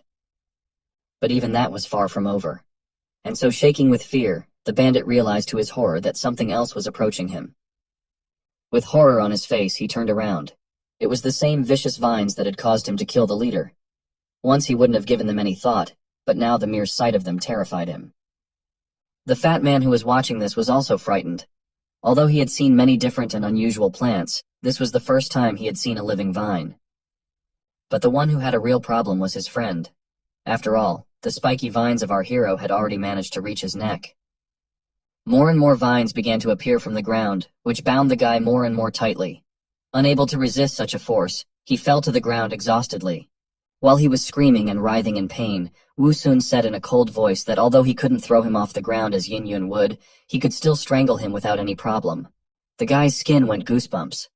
Adding to the fear was the fact that he didn't realize who the owner of the voice was. Suddenly, a broken arrow appeared in front of him. Wu Sun intended to let him experience his own weapon. He asked the guy if he recognized this broken arrow.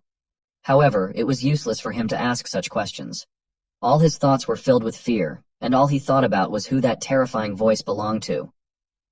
Without waiting for an answer from the mad bandit, our hero shouted in a furious voice that it was the arrow he had shot at his daughter's wing, and which was still stained with her blood.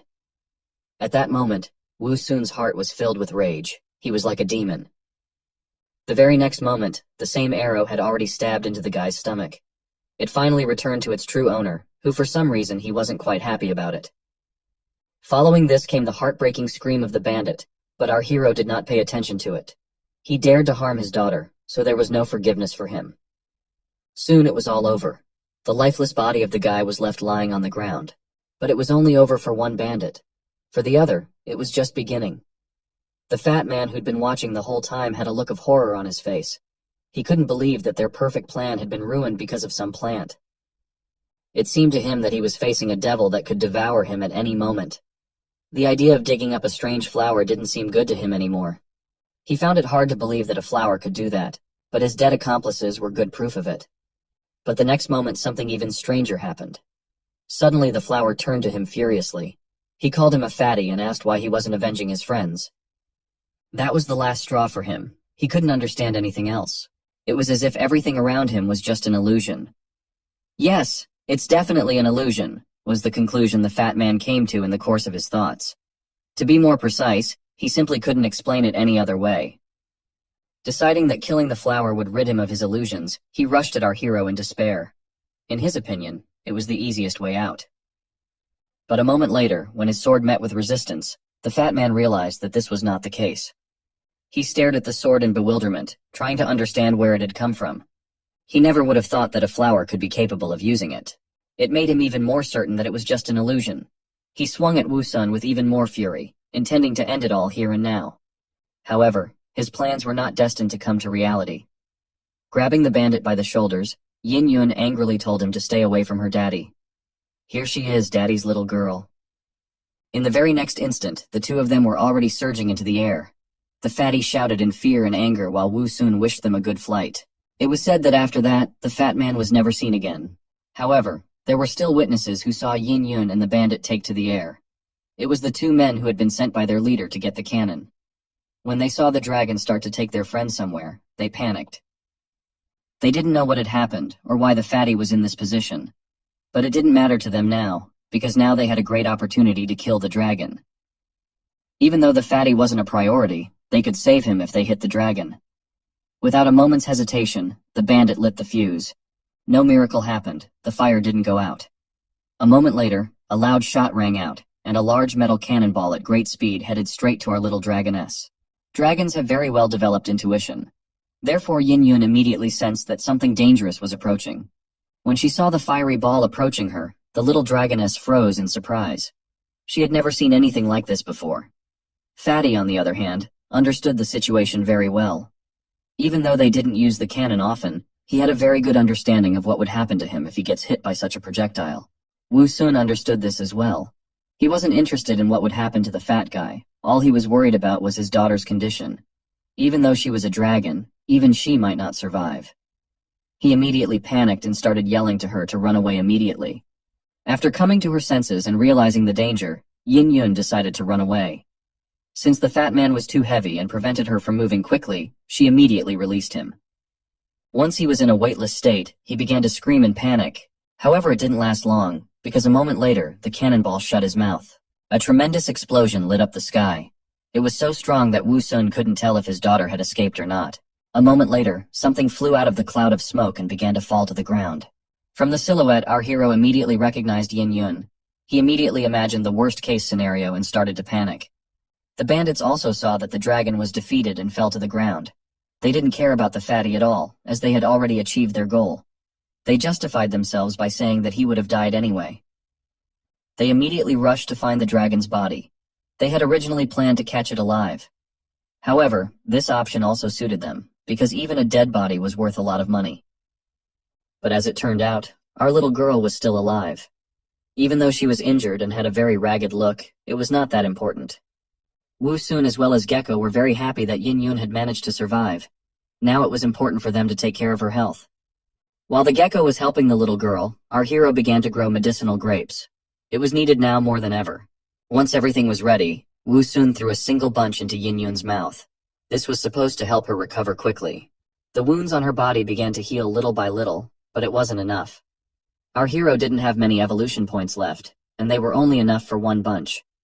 Another and the biggest problem was the people who were still alive and who could come here at any moment. The last bunch should have been enough for Yin Yun to be able to fly. Therefore, Wu Sun immediately ordered her to fly as far away as possible. The little dragoness didn't agree with this decision completely. After all, she wasn't going to leave her daddy alone. Seeing her worry, Wu Sun replied that she had nothing to worry about. He is just a plant, and would not attract the attention of the hunters who only wanted a dragon. But this time Yin Yun didn't believe his words. She remembered that he had said the same thing the other time, and the bandits ended up capturing him anyway. Now she knew how horrible and greedy people could be. Their conversation went on for a while, but they never settled on anything. At the same time, remaining 2 poachers appeared on the horizon. Although our heroes realized their mistake, but it was too late to change anything. They were caught in the act. Seeing the scene that appeared before them, the men were horrified. It was very hard for them to believe what they saw. The bloody bodies of their comrades lay on the ground in front of them. All of them were dead. Behind them on the ground was a dragoness. The bandits immediately thought that he was the one who had done it. Since the dragoness stayed on the ground for some reason and didn't fly away, they thought it was because it was seriously wounded. The dragoness was still alive, which meant they still had a chance to catch her alive. Though it could be a lot more dangerous, but in their opinion, it might be worth it. Seeing that one of the bandits had pulled out an object that looked like a weapon, Wu Sun immediately ordered Yin Yun to fly away. She didn't want to leave him, but he was relentless. With tears in her eyes, she still agreed, and a moment later, she flew up into the air. The poachers immediately panicked, for they had never thought that the dragon would recover so quickly and run away. But even in this case, they had a plan. Taking out a rifle, the bandit aimed at Yin Yun. He wasn't going to miss this opportunity, and so in the next instant, a shot rang out. What flew out from the barrel of the rifle was no ordinary bullet. It was a special metal net, which was used to catch powerful creatures like dragons alive. Yin Yun sensed the approaching danger, but it was too late. The metal net completely covered her, giving her no chance to do anything. A moment later, she fell to the ground with a clatter. Although the situation was critical, but Wu Sun didn't panic. He had a plan, and so he ordered Yin Yun to try and crawl towards him. At the same time, the poachers were rushing towards them with snide faces. In their opinion, it was already over, and now they would become rich. Our hero at the same time began to try to cut the net with his sword. But no matter how hard he tried, the metal mesh would not budge. The situation seemed to be hopeless, because the bandits were almost there. But they didn't really have to worry. Everything was not hopeless at all, and the gecko lurking behind a rock in ambush was proof of that. Holding a sharpened stick in his hands, he resolutely signaled to our hero that he is ready. A villainous smile appeared on Wu Sun's face. Everything was ready, and they only had to wait for their victim to fall into their trap. Turning to Yin Yun, he told her to keep calm. He also added that she should now transform into human form in order to get out from under the net. The bandits, on the other hand, rushed forward full of confidence. They didn't even realize that they were no longer hunters. They were prey. A bone spike pierced the man's foot along with his boot. Having accomplished his treacherous mission, our little yellow ninja hurried away to avoid being smashed. The poachers didn't even bother to look under their feet, which was their critical mistake, for which they paid painfully. Now the poor guy could only hold on to his injured leg and scream, while his partner didn't understand what was going on and how that guy could be so inattentive. While they were distracted, Wu Sun had an opportunity to help his daughter, but with his thorns instead of hands, he was afraid of hurting her, so he didn't dare to take the net off her. He only advised her to transform into her human form and take the chance. During her transformation, a wave of energy appeared, which simply threw the net off her. It was the first time the poachers had seen such a trick and didn't understand what had happened. Looking at the empty net lying aside, they didn't understand where the dragoness they had already caught had gone. The prey that already seemed to be in their hands was gone, but only to suddenly attack these failed hunters from above. The dragoness was gone, but a girl appeared, a very angry and bloodthirsty girl. While still in flight, Yin Yun turned back into a dragon, and now she was going to kill those annoying people. The poacher himself didn't understand since when dragons turned into girls and back again, but he didn't have to guess for long. With her powerful paws, Yin Yun threw the poacher to the ground, leaving him no chance to escape. She was very close to biting off his head, but he managed to dodge and she only clenched her teeth. The poor guy desperately begged his partner to save him, and he didn't leave him in trouble. A poacher with a large two-handed sword swung well and was about to chop off Yin Yun's head. He was close, very close to success, but at the last moment his sword was stopped by another sword. An expression of horror froze on the poacher's face. He didn't understand how. How could this poor flower could wield a sword so skillfully? Wu Sun accomplished his mission and distracted one poacher, giving Yin Yun a chance to deal with the other one. She decided to use a proven method that her real mother had already used. Grabbing the roaring poacher tighter, she began to lift him higher and higher into the sky. And his companion too could not resist his opponent, who simply did not leave him no chance. Our flower even had time to mock his opponent and deliver one blow after another. His vines were too flexible and fast and simply left the man with only two hands no chance. Eventually, one of Wu Sun's blows reached its target, and the blood of his opponent sprinkled the clearing. The wounded poacher would certainly no longer be a threat. The poor man was now shivering in pain and could barely stand on his feet. However, it turned out that he was more surprised not by the fact that he was wounded, but by the fact that this damned flower could talk. The guy didn't seem to have a high level of intelligence, because he had made the wrong conclusions and overestimated his strength, especially when he was going to tear that flower demon to pieces. The poacher rushed forward to deliver his strongest blow, but Wu Sun had no problem repelling it, and even managed to resent that he wasn't a demon, but an ordinary guy who had been reborn into a flower. Where the poacher lacked strength, he decided to use cunning, and after another unsuccessful attack with a sword prepared a dagger behind his back. He immediately threw it at the flower with a cry of "Die, monster!" Wu Sun was a bit unprepared for this turn of events, and said unhappily that his opponent had no goddamn military ethics if he dared to make such a mean sneak attack. Still, our flower had no problem repelling the dagger with his other sword. And now his look was quite intimidating to the terrified poacher who had already realized that he was dead. Not only this flower had a sword, but now he had two. The poor guy was about to run away, wetting his pants. Especially when Wu Sun gently hinted that he had 4 vines instead of 2. He shouldn't have underestimated the plants. Having frightened and puzzled his enemy properly, our flower decided that it was time to finish and took out of the bushes his next tool, a crossbow. That's where the 2 spare vines came in handy. With a vicious smile, he pointed his trump card up at this terrified enemy. The guy was terrified and his eyes bulged, realizing that this was the end for him, because this damn flower surely could shoot as well as he could wield a sword. In the flower's opinion, those who dared to bomb Yin Yun had no right to live, and the shot from his crossbow was accurate. Deadly accurate. The poor guy didn't even have time to scream before his body fell to the ground in a dead weight. The arrow had hit him in the head, killing him instantly.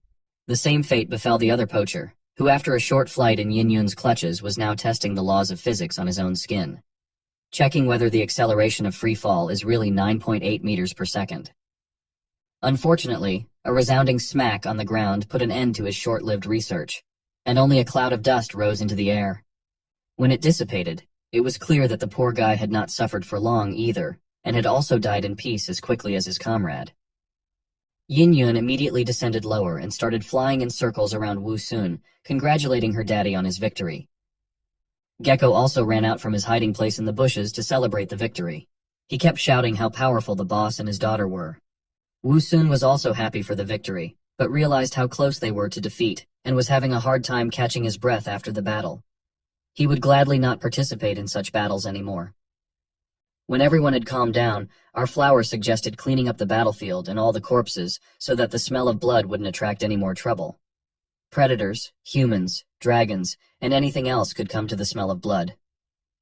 So the corpses definitely needed to be removed. The only remaining question was how. Yin Yun was the first to have a simple and effective idea. She suggested to just eat these bad guys. But Wu Sun was not at all enthusiastic about such an idea. Cannibalism was not in his plans. So he suggested that it would be better to throw these corpses away, and he explained that the meat of these bad guys tasted disgusting. This news was very sad for Yin Yun and the gecko. They wanted to eat the bad guys so badly, but Daddy had forbidden them for reasons they didn't understand. Suddenly looking around the clearing, Wu Sun was horrified by what he saw. There were 3 attackers, and there were only 2 bodies in the clearing right now, and the body of that crazy old man had disappeared, leaving behind only a puddle of blood and a lonely arrow. Now Wu Sun was as furious as always that things weren't going according to plan. The damn old man didn't want to die, and the arrow in his chest wasn't enough to finish him off. He took advantage of the fact that no one was paying attention to him and prepared his revenge. They say revenge is a dish best served cold, but this was not the case. The old man had loaded the bombard and was already lighting the fuse, shouting for the monsters to go to hell. He was going to use the bombard to blow all those little rascals to pieces. Everything was happening too fast, and our flower barely had time to react. However, not much depended on the speed of his reaction anyway. He could not run away. Yet he was willing to sacrifice himself so that Yin Yun and the gecko could escape. There were only a few seconds left before the fuse would burn out. The daughter didn't want to leave her daddy, but he insisted, and she finally agreed. And putting the gecko on her head, she soared high into the sky, where the bombardment couldn't reach her. But the crazy old man didn't even try. His main target was the hated flower that nearly killed him. The cannonball fired from the bombardment was now flying straight at Wu Sun.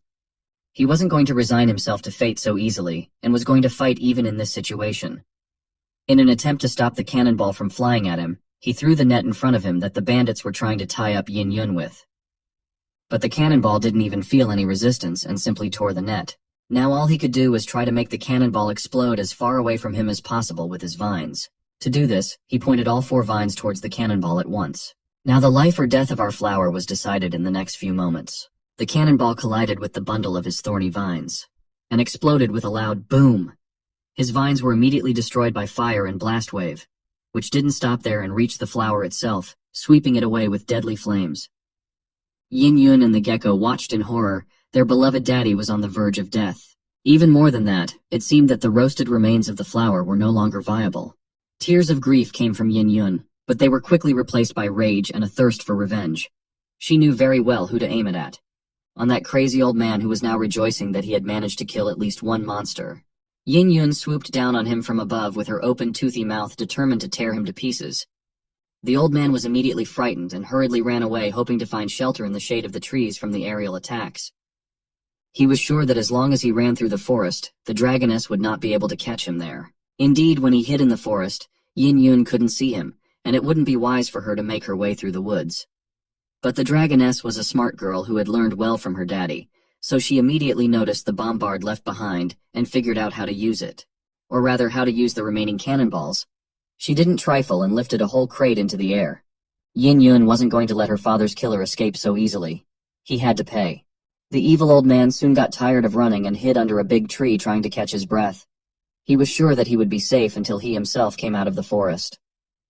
But he was wrong, for soon a whistling sound from above caught his attention, and he was horrified to see dozens of cannonballs flying from the sky straight at him. He was not prepared for such a turn of events and could not even imagine that such a thing was possible. Where did dragons know how to drop bombs? There was no point in running away from such a bombardment. And the old man's corpse, after a few explosions down below, went into space. And the forest itself had suffered a lot from the series of explosions that swept away everything in its path. But all of that was nothing compared to the loss of Yin Yun. And the revenge that had been taken could not fill the void left by the death of her beloved daddy. She returned to her human form and bent over his remains. Along with the gecko, she kept making futile pleas. "Wake up, Daddy! Wake up!" But nothing helped. It seemed that everything was over, and there was no hope. And this wonderful world would never again hear the swearing and discontent of an ugly flower with a big mouth. Suddenly, the sweet potato roots of Wu Sun, which were deep underground, glowed with a strange green light. And the remains of the flower itself as well. This puzzled Yin Yun, who didn't understand what was going on. Meanwhile, the damaged stems, leaves, and even vines magically regenerated themselves. The burnt flower regained his normal color and came back to life, until he finally opened his eyes wide, and cheerfully declared how cool it was to be resurrected and brought back to life. Now the only thing he wanted to do was have a proper snack. Death was too close this time, but it was all avoided thanks to his supply of nutrients in his roots, which wouldn't be a bad thing to replenish now. Yin Yun and the gecko immediately began to hug our flower. They were so happy that he had come back to life that it was hard to describe in words. After a long hug, Yin Yun finally let go of Wu Sun, but immediately burst into tears because she thought she would never see her daddy again. And in all of this, she considered herself to be to blame since she was the one who had attracted these bad guys here. Our flower couldn't stand it when his beloved daughter cried, so he hurried to assure her that it was not her fault, and everything ended up fine in the end. Those guys were just bad adventure hunters who liked to run around looking for trouble, and they had found their clearing on their own, without Yin Yun's help. After calming his daughter down, he started to ask what was that explosion just now. And where did that old man run off to? Wu Sun, of course, didn't know what had happened while he was unconscious. Hearing about the old man, Yin Yun got angry again and said that she would never let him escape, so she blew him up with a bomb and more than one. Looking around, our flower saw the consequences of her actions. The forest was in ruins, and this masterpiece was the handiwork of his darling daughter. Ironically, the old man was killed by one of the bombs he brought with him. Hearing how his daughter dealt with the scoundrel, and seeing the consequences of her actions, our flower was simply delighted. He praised his daughter for being so clever to use cannonballs as bombs in an emergency. Although he felt a little sorry for the innocent trees and the environment that had been damaged, revenge was far more important. Now, one had to get busy cleaning up the battlefield and the corpses so they wouldn't attract predators. And they also needed to scout around to see if anyone had heard the sounds of explosions and wanted to check it out. They didn't need any more uninvited guests right now. Yin Yun readily agreed to do it. As she moved the corpses away, Wu Sun had a thought. When they had killed 2, it meant bringing in 5. Now that 5 were dead, they would definitely send an even bigger and better equipped squad to look for them. They had to get out of here soon. Otherwise, our little flower would never get a peaceful rest. The number of humans would only get bigger and bigger until one day he couldn't handle them, and he would be trampled and burned, and Yin Yun would be put in a cage or killed as well. If he could walk, they would all get far away from here together. As it is, he's stuck in the ground with no way to take a step. Wouldn't there be some way to move? If there was a suitable flower pot somewhere, then Yin Yun could carry him anywhere. Inspecting the battlefield, he stopped his gaze at the useless pile of scrap metal that the bombard had become after all the gunpowder and cannonballs ran out. If only there was a way to get our flower out of the ground and into a suitable container. Finally, an ingenious though obvious idea struck Wu Sun. Looking closely at the barrel of the bombard, he realized that it was shaped very much like one of the flower pots he had seen in his mother's greenhouse. All he had to do was work a little on the barrel of the cannon to make one, and it would be a flower pot just like it. In Wu Sun's opinion, the idea was brilliant. The main thing was to climb into the muzzle of the cannon and cover his roots with earth. And then Yin Yun could take him far away from here. There, in a new place, he would be able to find fertile soil with lush trees and a water source nearby. In such an ideal place, he would once again ask Yin Yun to transplant him into the open ground from the pot. However, there was one thing about this plan that he was a little embarrassed to remember. When he was still a boy and tried to transplant flowers or other plants himself, they always died because of his wrong actions, and his mother always scolded him afterwards. Now he wasn't sure he could transplant himself, and the stakes were too high to be wrong. He was very worried that something would fail, and his vulnerable roots would dry out or fail to take root in the new soil. While he was immersed in his thoughts and memories, Yin Yun had done all the work and successfully cleared the clearing and reported back to Daddy that she was back and everything was done. The bodies of the bad guys had been thrown far away from here, and now they were safe. But it was obvious that our flower wasn't in the mood, and Yin Yun couldn't understand why. They had just defeated 5 enemies together. They should be happy and celebrate, not sad. There was no point in keeping the hidden threat that appeared after defeating the 5 adventurers. So our flower tried to explain in all colors that humans would not ignore such an incident and would send more people to find out what happened to their comrades. Therefore, it wasn't safe to stay here now. Then the frightened Yin Yun asked what should they do. The solution was simple. They just needed to get far enough away from this place so that these people's comrades couldn't find them anymore. Hiding was a risky and unreliable option, so Wu Sun didn't even consider it. After Yin Yun heard his intentions, then she had a logical question. He is a plant that needs to be in the ground all the time. Where is he going to go, and most importantly, how? After all, he doesn't even have legs. But for our flower, the lack of legs was not a problem, and he had already thought of a plan of action. Yin Yun only needed to take the cannon off the wooden cart and bring it closer so that Wu Sun could work with it. The daughter obeyed Daddy, but she still didn't understand what the cannon had to do with Daddy's departure. She kept wondering what he needed it for. Her imagination was running wild, and she imagined that our little flower had gone mad and was going to climb into the cannon and shoot himself instead of the cannonball. Hoping to get far away unharmed, but even to her such an idea seemed very doubtful. When she voiced her assumptions, Wu Sun only laughed at her. Sure, he admitted that his head was a bit round, but not to the extent of acting as a cannonball. He assured her that she had misunderstood and that he needed the cannon for another purpose. But in order to understand what purpose she should try to separate the cannon from the wooden carriage. Yin Yun tried her best, but the cannon was very heavy and was firmly attached to the wood and would barely move from its place no matter which side she pushed it from. She was getting desperate and told Daddy that she couldn't do anything. But Wu Sun suggested she try a trick that was sure to separate the cannon from the carriage. All she had to do was to lift it all together into the air to a sufficient height and drop it down from there. The cannon itself was made of iron and would definitely not break, but the wooden carriage would surely shatter. Yin Yun obeyed and began to lift the cannon into the air. However, even so, it was very heavy. She clenched her teeth and pulled upwards, sweating as hard as ever. Finally, when there was no more strength left to hold the cannon, she let it go into free fall. As it hit the ground, the cannon's carriage shattered and only the barrel remained. It was already much lighter, and now Yin Yun easily pulled it closer to our flower and asked with interest what next. And now Wu Sun had a cunning plan to turn the muzzle of the cannon into a first-class flower pot.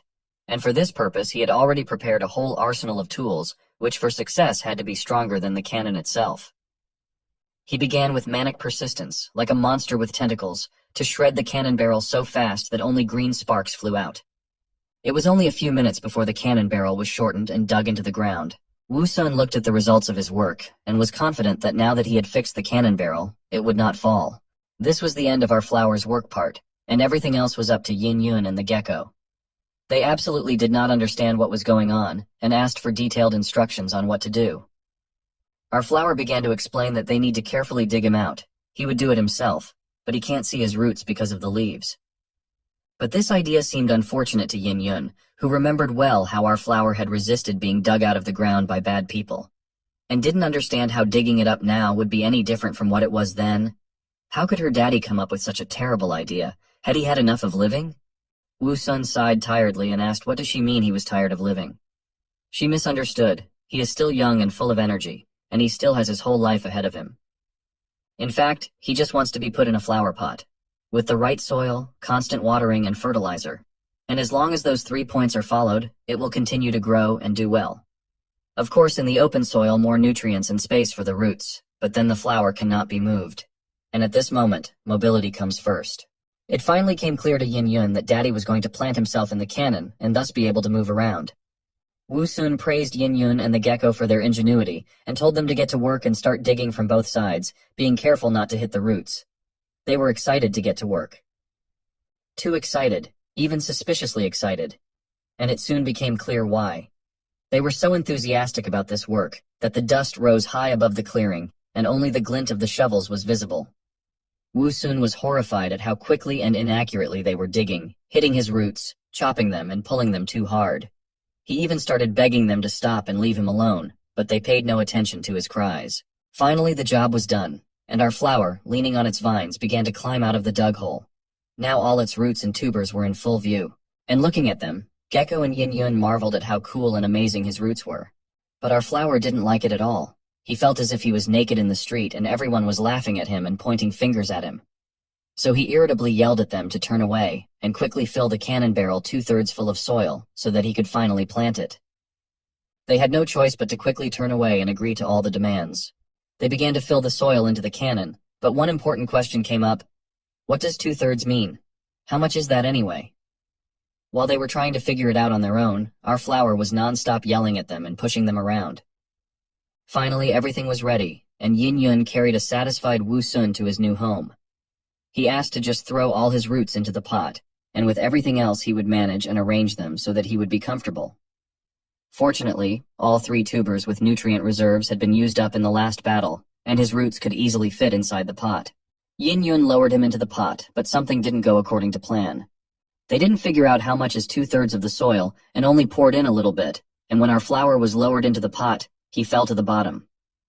Wu Sun immediately began to lament that they had poured so little soil that he felt as if he were imprisoned at the bottom of a well. When Yin Yun tried to get him out of the cannon, there was another problem.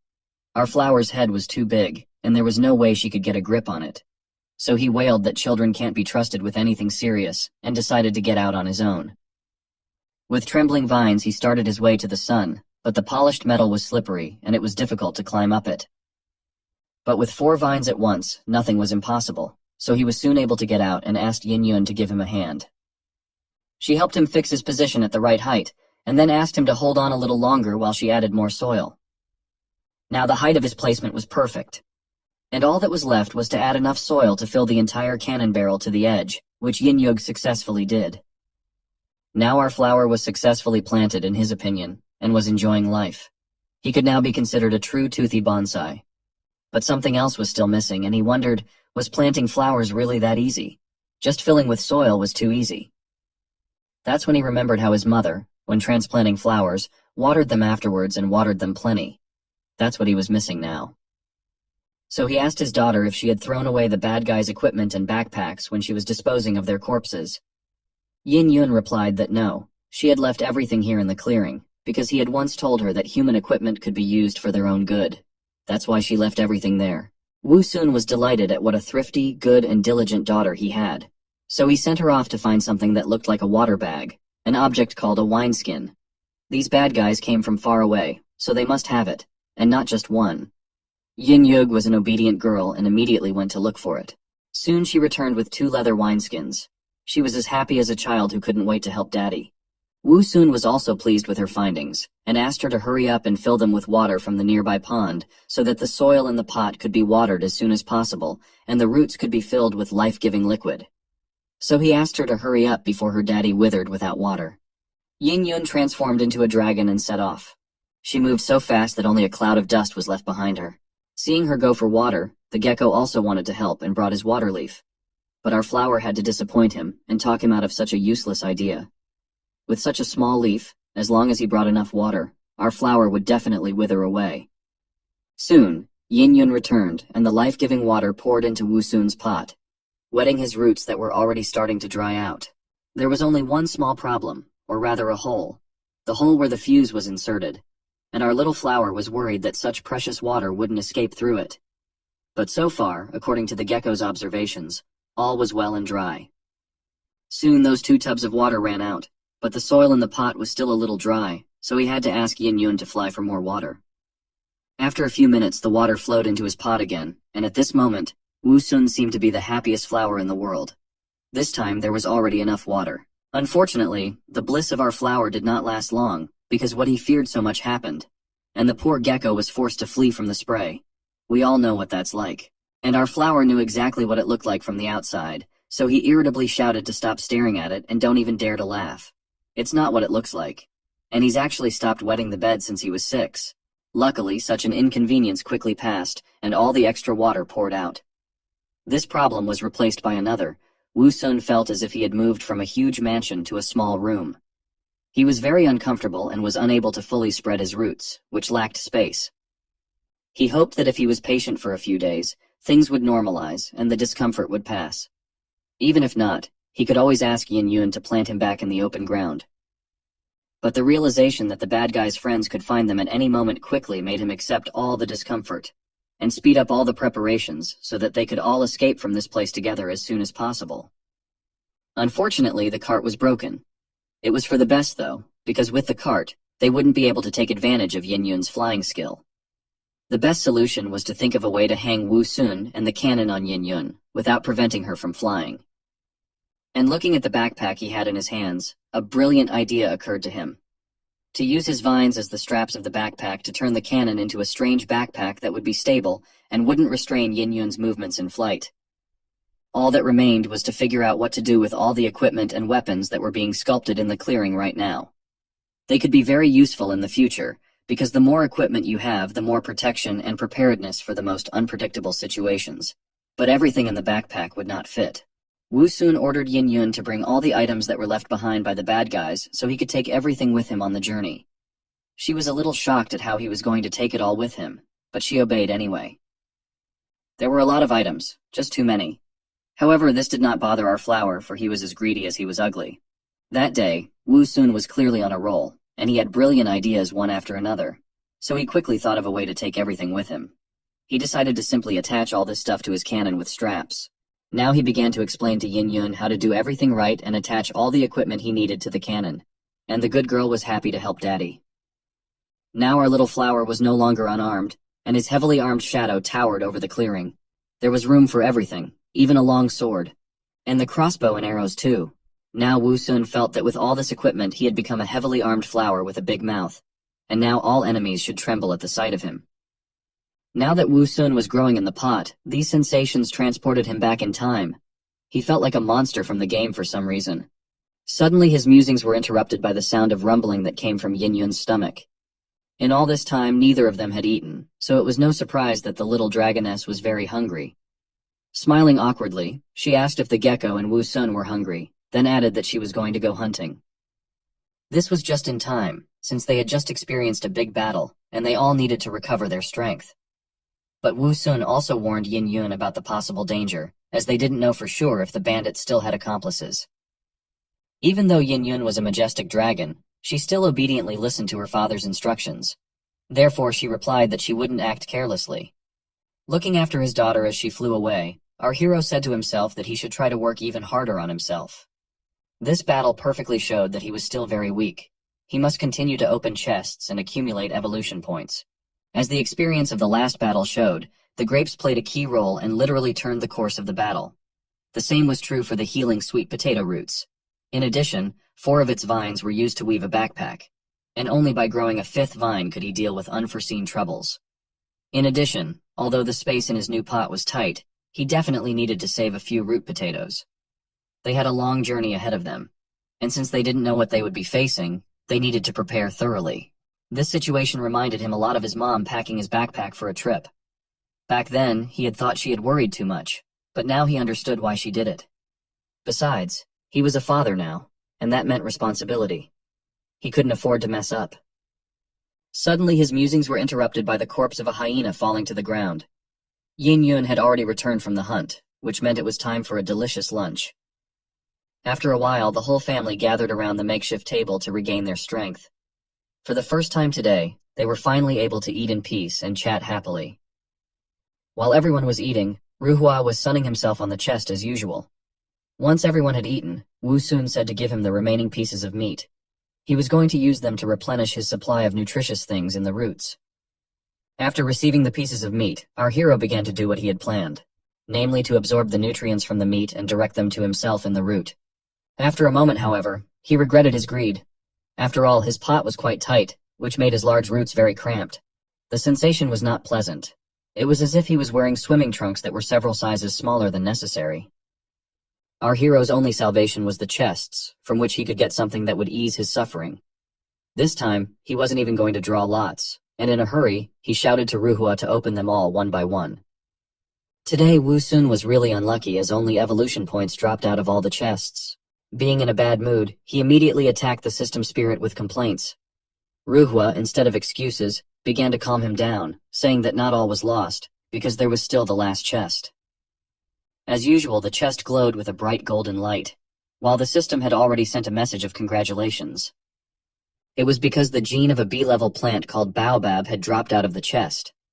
Shocked by this pleasant surprise, Wu Sun began to read the information about the gene. First of all, both stems and roots could be modified. This gene made the trunk thicker, and consisted of a special wood that was perfect for storing water. This gene was especially effective during the rainy season, as it allowed it to absorb water and use it during droughts. Our hero was already familiar with this tree, for the gecko had walked on water to one just like it. It was a very useful gene to him, but he was curious as to why it had as many as 2 fusion sites. The answer to that question was quite simple. It was all for aesthetic appearance and beauty. It wouldn't be very pretty if our hero had a very thick trunk, which is why the system provided such a choice. After imagining this picture in his mind, Wu Sun couldn't help but agree with the system spirit's words. In the end, he decided to merge the gene with the roots as they didn't affect his appearance at all. After a few moments, Ruhua began the fusion. Everything was successful, and our hero managed to get the gene he needed. However, although he had gotten it, he didn't know how to use it yet. Fortunately, he had a system spirit, who kindly explained that in order to store water, it first had to get somewhere. It wasn't raining, and there were no other ways available to our hero to get the right amount of water. So the only solution was to ask Yin Yun to bring it. Fortunately, the hunters had a few water wineskins. Taking them, the dragoness immediately went to fetch water. As soon as she returned, Wu Sun immediately started testing his new gene. He couldn't wait to learn his new abilities. Even though he couldn't see what was happening underground, he could still feel the new root forming. Except that unlike the others, it held water. With the new root, however, the cramped feeling that he was getting a little used to returned. Unfortunately, there was nothing he could do about it, and all he had left to do was get used to it. Since they had already had time to rest and prepare, it was about time to set off on their journey. Yin Yun and the gecko were very excited about this, as they were already eager to see something new. After waiting for 2 more days and making sure that there were no more people around, Wu Sun decided that it was definitely time to leave. The pot our hero was growing in was taken out of the ground for the first time in a while. Once on his daughter's back, he used his vines as backpack straps. As soon as he was securely fastened, he asked Yin Yun if they were interfering with her movements. Fortunately, it was fine. Gecko was also flying along with them, so he also climbed into the muzzle of the cannon. To prevent it from accidentally falling down, Wu Sun was going to hold it down with his vine. After 2 days of actively feeding, our hero managed to grow a 5th vine after all. It was very timely, because now he didn't have to worry that all the vines would be busy. Now that everyone had taken their places and were ready to go, It was left to decide where they would go. After some thought, our hero remembered that the poachers had come from the southwest. They wouldn't want to meet such people, so it was decided to go to the east. Unfortunately, there was no map among the items the poachers had in their possession. Therefore, Wu Sun only had to rely on his wits and intuition. Yin Yun asked her father why he decided to go to the east. To this, our hero proudly replied that it was because he himself had once lived in a large country in the east, which had its roots in the New Age. Unfortunately, this information caused his daughter to have more questions than answers. Therefore, Wu Sun said that she didn't need to worry about it and should just listen to him. In time, she would figure it out on her own. Right in the next moment, they had already soared into the air. From that point on, their adventures began. The adventure they had been looking forward to so eagerly. While in the air, at a great height above the ground, Wu Sun looked around with interest. Unlike Yin Yun, who saw these views every day, this was a first time for him, and it was very exciting. Even in his previous life, he had never traveled on an airplane before. But he would never have thought that after being reborn, he would be traveling on top of a majestic creature like a dragon. As it turned out, all this time they had been living in a small oasis, around which stretched vast desert lands. The sensation of flying was indeed pleasant.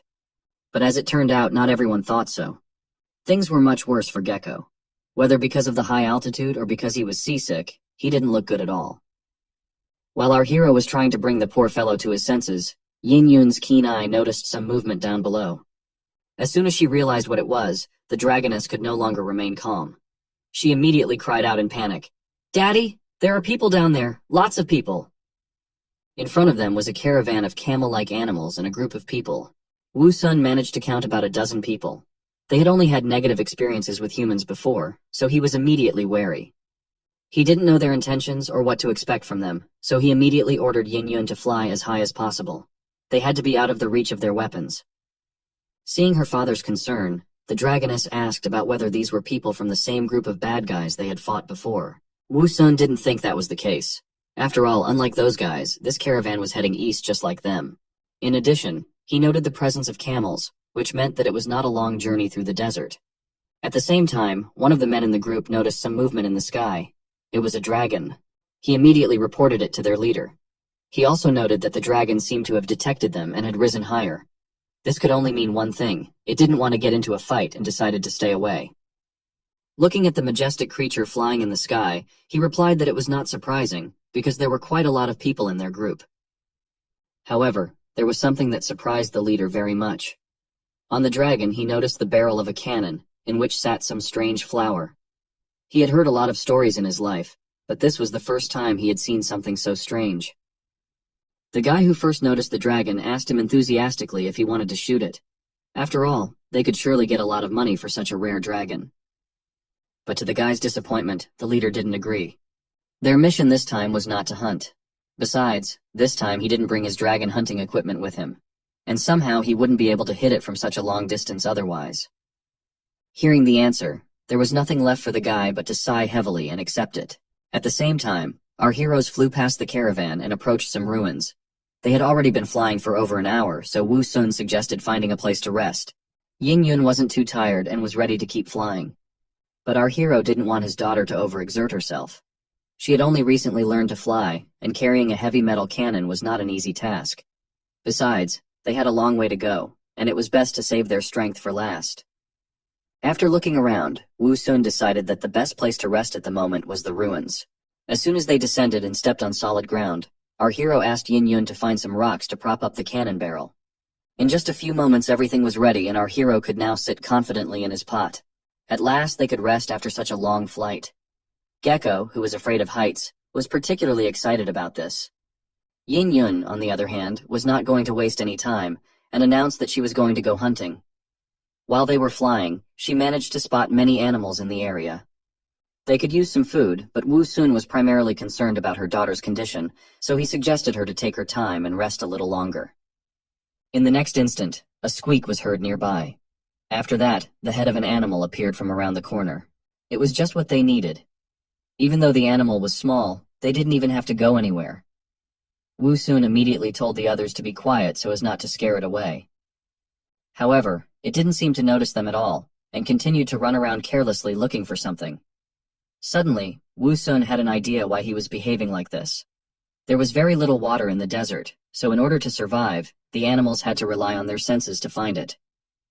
And since there was a large supply of water in our hero's roots at the moment, the beast sensed this and came. He didn't much like being treated like a water bottle. In addition, the rodent was so bold that it headed straight for the hole in the cannon. Wu Sun had no intention of letting this happen, so he immediately used his spiked vines. After catching the insolent beast, he immediately cut off its life. Since Yin Yun had been flying all this time and must have expended a lot of energy, our hero decided to give the prey to her. But the dragoness refused, saying that the meat would not be enough for her anyway. Besides, she was going to catch something big later. In the end, the rodent went to Gecko. But as it turned out, the beast was not alone. Soon, several more rodents came running to the smell of water. Wu Sun couldn't help but be excited as the food was coming to them. In the next moment, a whole group of rodents appeared and quickly approached them. At that moment, our heroes realized that in fact everything was not as they thought. After all, it looked like the animals were in a hurry to get away from someone. Our hero immediately came to the conclusion that most likely behind the ruins really was someone. And so it was. In front of them appeared a large wolf with a rodent in its mouth. Although the wolf seemed shabby and looked more like the living dead, its intentions were clearly not good. Wu Sun immediately realized that there was clearly something wrong with the wolf. There was madness and fearlessness in its eyes, which was not exactly characteristic of wild animals. However, he also decided not to rule out the fact that this world was full of all sorts of strange creatures that he had never seen before. The wolf did not hesitate and immediately rushed at our heroes. His attack was very direct and thoughtless. However, even so, the madness and sharp fangs and claws scared Yin Yun a bit. But as it turned out, she was simply disgusted to be around such an ugly and disgusting creature. Closing her eyes, she reluctantly brushed it away. But as it turned out, that blow was enough to make it fly away. She was a dragon after all. Even so, the wolf didn't run away. From behind a dissipating cloud of dust, his silhouette appeared. He was alive and unharmed. Moreover, from its vicious growl, it was clear that it was not planning to give up. Wu Sun was finally convinced that there was something wrong with the wolf. After all, it was obvious that Yin Yun had clawed it with her claws, but it wasn't bleeding. He had no time to think and understand the situation, because the wolf attacked them again. He did not take our hero for an opponent at all, and so he attacked our dragoness again. However, he had underestimated Wu Sun for nothing. In fact, while he was distracted by Yin Yun, our hero stabbed him on the back with his sword. He couldn't tolerate being treated like that, especially by someone who had decided to attack his little girl. But even after the sword strike, the wolf was still on his feet. Our heroes were puzzled and confused. They could not understand why the wolf did not die. Our hero immediately had an assumption that he could be a zombie, because all the facts pointed to it. But now it was not so important. First of all, they had to deal with the enemy, which continued fearlessly attack. This all in the end finally bored our hero, and so he decided not to hold back and end it all. He was an expert at killing zombies in games, so he was confident in his abilities. With a furious swing of his sword, he cut off the wolf's head, leaving him no chance. Falling off, the head rolled on the ground. But even without a body, it continued to move. This was truly something abnormal. Even though the wolf couldn't do anything else, Wu Sun still thrust his sword into its head to end its suffering. Luckily it worked, and the wolf fell silent. As soon as it was over, Yin Yun rushed to her father with questions. She didn't understand what kind of monster it was, or why it was still alive after its head was cut off. Our hero didn't really know what it was. This information they had yet to find out. However, our hero was sure of one thing. If he knew what the enemy's abilities were beforehand, he would have been dead long ago. He still really didn't know much about this world, so he didn't need to be surprised by such small things. Their company already consisted of a strange talking plant, an intelligent gecko, and a legendary dragon. Therefore, some zombie wolf didn't look so strange against them anymore. Since there were still a lot of strange things and creatures ahead of them, they had to get used to it. However, our hero was still interested in the origin of the zombie wolf. In his homeworld, they were only a fiction. However, even in the stories, their appearing was explained by a virus or an infection that was caused by a talisman, or even Taoism. Taking a closer look at the wolf, our hero immediately discarded the idea of a virus, because there were no bite marks on the wolf. In addition, his body was devoid of water like the mummies made by the ancient Egyptians, which suggested that he could be man-made. Which raised the question of who could make walking zombies. Since this world was full of mysteries, it could not be ruled out that mysticism and magic could be used here. Therefore, some priest, wizard, or necromancer might do it. While Wu Sun was pondering this, the gecko pointed at the wolf's head and asked if they could eat this. Strangely enough, he was not at all embarrassed by what was happening. Fortunately, our hero was not that desperate, and immediately said that there was no way they could eat it. There was a good chance they might become like them. And besides, they'd probably break their teeth eating such old meat. Since it was dangerous to even stay close to the body, it was decided to move away. Besides, it was finally time for them to rest and hit the road, and they hadn't even caught anything to eat yet. In the following footage, we see the ostrich in its natural habitat. These creatures are known for their great speed. Oh, isn't that an animal show? Excuse me, back to our story. The poor ostrich, with an arrow in its softest part, was for some reason desperate to get away from someone. As expected, it was our heroes who decided to play a hunting simulator. Well, to tell the truth, they were just trying to get food. So far, it hasn't worked out so well, because the first arrow didn't do much damage. Realizing that it would be very difficult for him to hit at this distance, Wu Sun asked his daughter to fly closer. Listening to her daddy, Yin Yun immediately flew up close enough to hit the target for sure. In the next second, the arrow was already heading towards its target at a tremendous speed. It was a headshot, instant death. The bird only had time to open its mouth, while its cry never had time to escape. The skills from the games were really paying off. With a loud noise, the ostrich's body fell to the ground. It was really quite an easy and successful hunt. Everyone immediately started praising our hero for his accurate shot. They still hadn't been able to rest and eat properly before, but now they would finally be able to do so. As soon as they lowered to the ground, Wu Sun immediately started giving out orders on what needed to be done. Since they were planning to rest and eat a bit in the area, he told the gecko to bury it in the ground. Since they had the right tools with them, it didn't take much time to dig the hole. Sitting in his pot, our hero grudgingly noticed that along the way he had found many ruins that had once been someone's home. The large number of them alarmed him, because they were not just single houses, but entire villages. But he had no desire to think about that now. All he wanted to do now was to eat and rest. The others were also all for it, and in a moment they were all eating ostrich meat. While the family was enjoying the delicious ostrich meat, Ruhua was sitting on the chests watching them. Since he was only a system spirit, he was also traveling along with them. While stuffing another piece of meat into his mouth, Yin Yun suddenly asked Wu Sun if he liked the meat. Our hero replied that yes, because unlike the wolf meat, it was much juicier and softer. Since we're on the subject of wolves, here they are. Suddenly, someone's head appeared from behind the wall. Judging by the aura emitted by its owner, his intentions were not good. However, our heroes noticed the danger quite late. The danger was really quite big, as a pack of desert wolves appeared in front of them in the blink of an eye. Wu Sun wasn't really afraid of them. He was more disappointed that he had made such a mistake. He had completely forgotten that such a feast would definitely attract predators. But there was nothing to do. He had to fight. He didn't want to run away, besides it was a chance to get a lot of meat. He immediately ordered the gecko to climb into his pot, while he told Yin Yun to get ready and cover him from above. Taking out all of his available weapons, our hero prepared for battle. He was now fully confident in his strength, as he was no longer the weak flower he used to be. Unfortunately for the wolves, they didn't know that. So with a loud howl, they rushed towards our heroes. 3 wolves at once with a great speed began to approach, hoping to get the meat they smelled. Unfortunately for them, there was no meat. All that was there was an arrow, which Wu Sun immediately fired at the first wolf that appeared. The arrow hit the target, causing the victim's heart to stop beating in an instant. However, the death of their comrade had no effect on the others. They continued to run, hoping to get rid of the offenders. Our hero was also ready to fight. In addition to arrows, he also had swords, which he did not mind swinging. At one point, he even found himself surrounded by several wolves. However, he had nothing to worry about because he still had his daughter, who, although still inexperienced, was already a legendary dragon. After catching the inattentive wolf, she quickly lifted him into the air. Everything seemed to be going well at first, but that was only at first. At some point, another wolf appeared from behind the cliff, and was about to stealthily attack our hero from behind. Yin Yun was the first who noticed it, and immediately informed Wu Sun about the danger. At the last moment, Wu Sun realized that the situation was bad. He couldn't do anything in time. He realized that it was his fault for being too careless. Time seemed to slow down, and the question arose in his mind. Is this the end?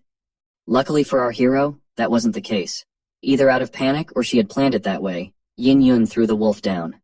And when it landed, it fell right on top of the wolf, which almost caught up with our hero. In any case, it was a very accurate hit. Wu Sun immediately praised his daughter, because she had just literally saved his life. But there was no time to rejoice in their victory, because the wolves were still alive, and that meant the battle was on. Our hero immediately struck where the wolves stay. However, they were not so easy, and were able to come to their senses and dodge his attack. The wolves did not plan to give up, but our heroes did not plan to run away. As practice had already shown, their duo was very effective and coordinated. But the wolves also had a trump card up their sleeve.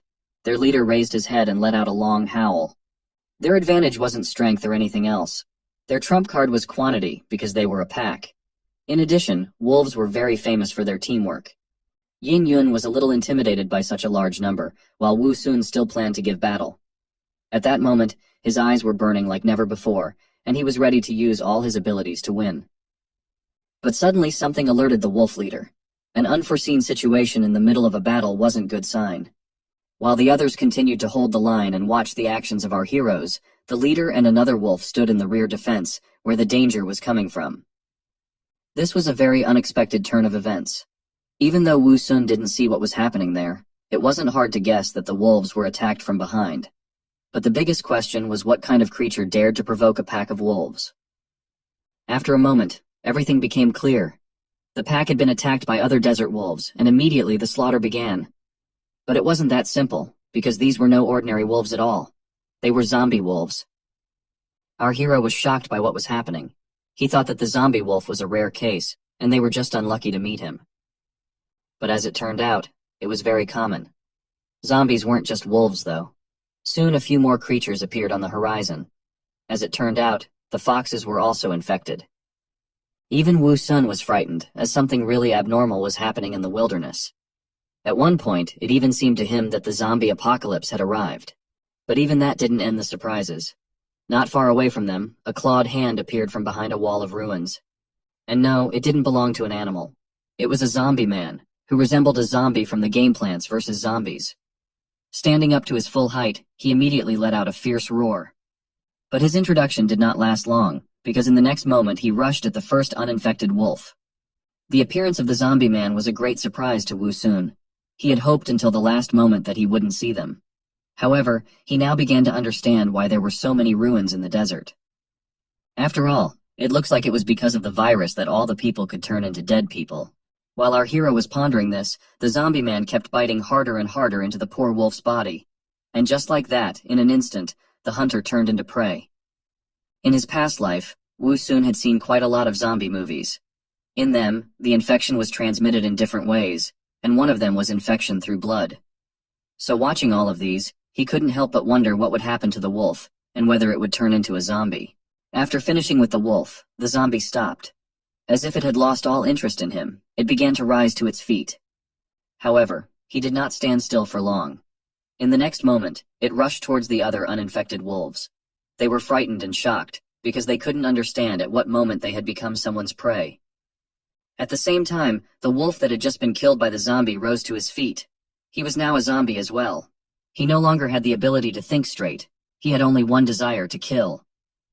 Now he no longer paid attention to the fact that he was attacking his kin, and that he was mercilessly biting into their throats. The uninfected wolves were confused and did not understand why their comrades suddenly began to attack them. Our heroes watched it all with horror on their faces. They had no desire to interfere. Our hero had a hard time believing that what he had once seen in movies and games was happening right before his eyes. However, they couldn't be only spectators. After all, the zombie did not stop at the wolves and began to approach them. There was nothing else they could do, so they were going to fight. Taking out his blade, Wu Sun began to swing it furiously in an attempt to finish off the zombie. He was used to the zombies in games and movies being dumb, and dealing with them one at a time was not a problem. However, things were different here. The zombie man was quite agile and dodged his blow. Seeing this, our hero realized that everything would not be as easy as he imagined. However, he did not plan to give up. With even greater fury, he began to strike the zombie, which came closer and closer. But as it turned out, it was no use at all. In an instant, the zombie was right in front of him. Wu Sun knew what the problem was. His opponent had very rough skin and hard flesh. He wasn't afraid of chopping blows at all. In addition, he didn't feel any pain at all, which allowed him to calmly charge forward. In this situation, there were only two options: either chop off his head or chop off his legs, thus immobilizing him. And so, the moment had arrived. Wu Sun and the zombies clashed in a deadly battle where their lives were at stake. It was hard to tell who would win, but one thing was certain, only one could survive. And so the zombie opened his mouth with a fierce roar rushed at our hero. However, he failed to reach his goal because he missed and crashed into the barrel of the cannon. Unfortunately, his rotten teeth did not allow him to bite through the metal, so the replenishment of metal in the zombie body had to be delayed. But as it turned out, the zombie wasn't the only one who screwed up. Wu Sun had also missed. As a result, the two losers were frozen in a battle of glances. Yet it didn't last long. In the next instant, the frightened scream of our hero was heard, as well as the furious roar of the zombies. The reason for Wu Sun's frightened cry was quite simple. There was no way he wanted to become a zombie flower with a big mouth. Because of his self-confidence, Wu Sun had greatly underestimated his opponent, and he immediately paid for it. After reaching him, the zombie clutched at his leaves. Fortunately, it was only leaves and nothing more. In the end, our hero was hardly even hurt. However, he had now confirmed his theory. Zombies were indeed very fragile and needed moisture. This was the reason for the attack on him specifically. It seemed that the zombie's plans had been revealed. Since the zombie only managed to eat a little bit of leaves, it let out a furious and dissatisfied roar. But the fact that Wu Sun was able to understand the reason for the zombie's attack didn't change anything. After all, he was still in a desperate situation, one-on-one with the zombie. In addition, this time the zombie did not touch his leaves, but immediately clawed at his head. Our hero was once again very careless. To his horror, he began to feel the one gradually absorbing his moisture. Wu Sun began to panic, so he could not cope with it on his own. Luckily, he had a dragon daughter who immediately rushed to his aid. Grabbing the zombie, she started trying to pull him away from her daddy. However, the zombie clung to our hero so tightly that he didn't let go even when they started to rise into the air. All the while, Wu Sun continued to scream desperately. It was the first time in a long time that he felt so horrible and helpless. The moisture was continuously being sucked out of him, and on top of that, his stem was threatening to burst at any moment under such a heavy load. Heroes do appear at the last and most important moment. This time that hero was a gecko, which everyone had already forgotten about. Even despite his fear of heights, he fearlessly grabbed an arrow and stuck it in the zombie's eye. As it turned out, it was quite effective. Once the zombie relaxed its grip a bit, Wu Sun decided to take this chance. He instantly drew his sword with the intention of finishing off the zombie.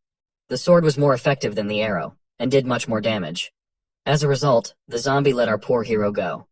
Luckily, this blow was enough to finish off the walking dead. He fell to the ground with a clatter, and the fire in his eyes faded. It seemed to our heroes that it was all over. They began to ask each other how they were feeling. Wu Sun had indeed suffered the most in this fight. He felt as if he had been squeezed dry.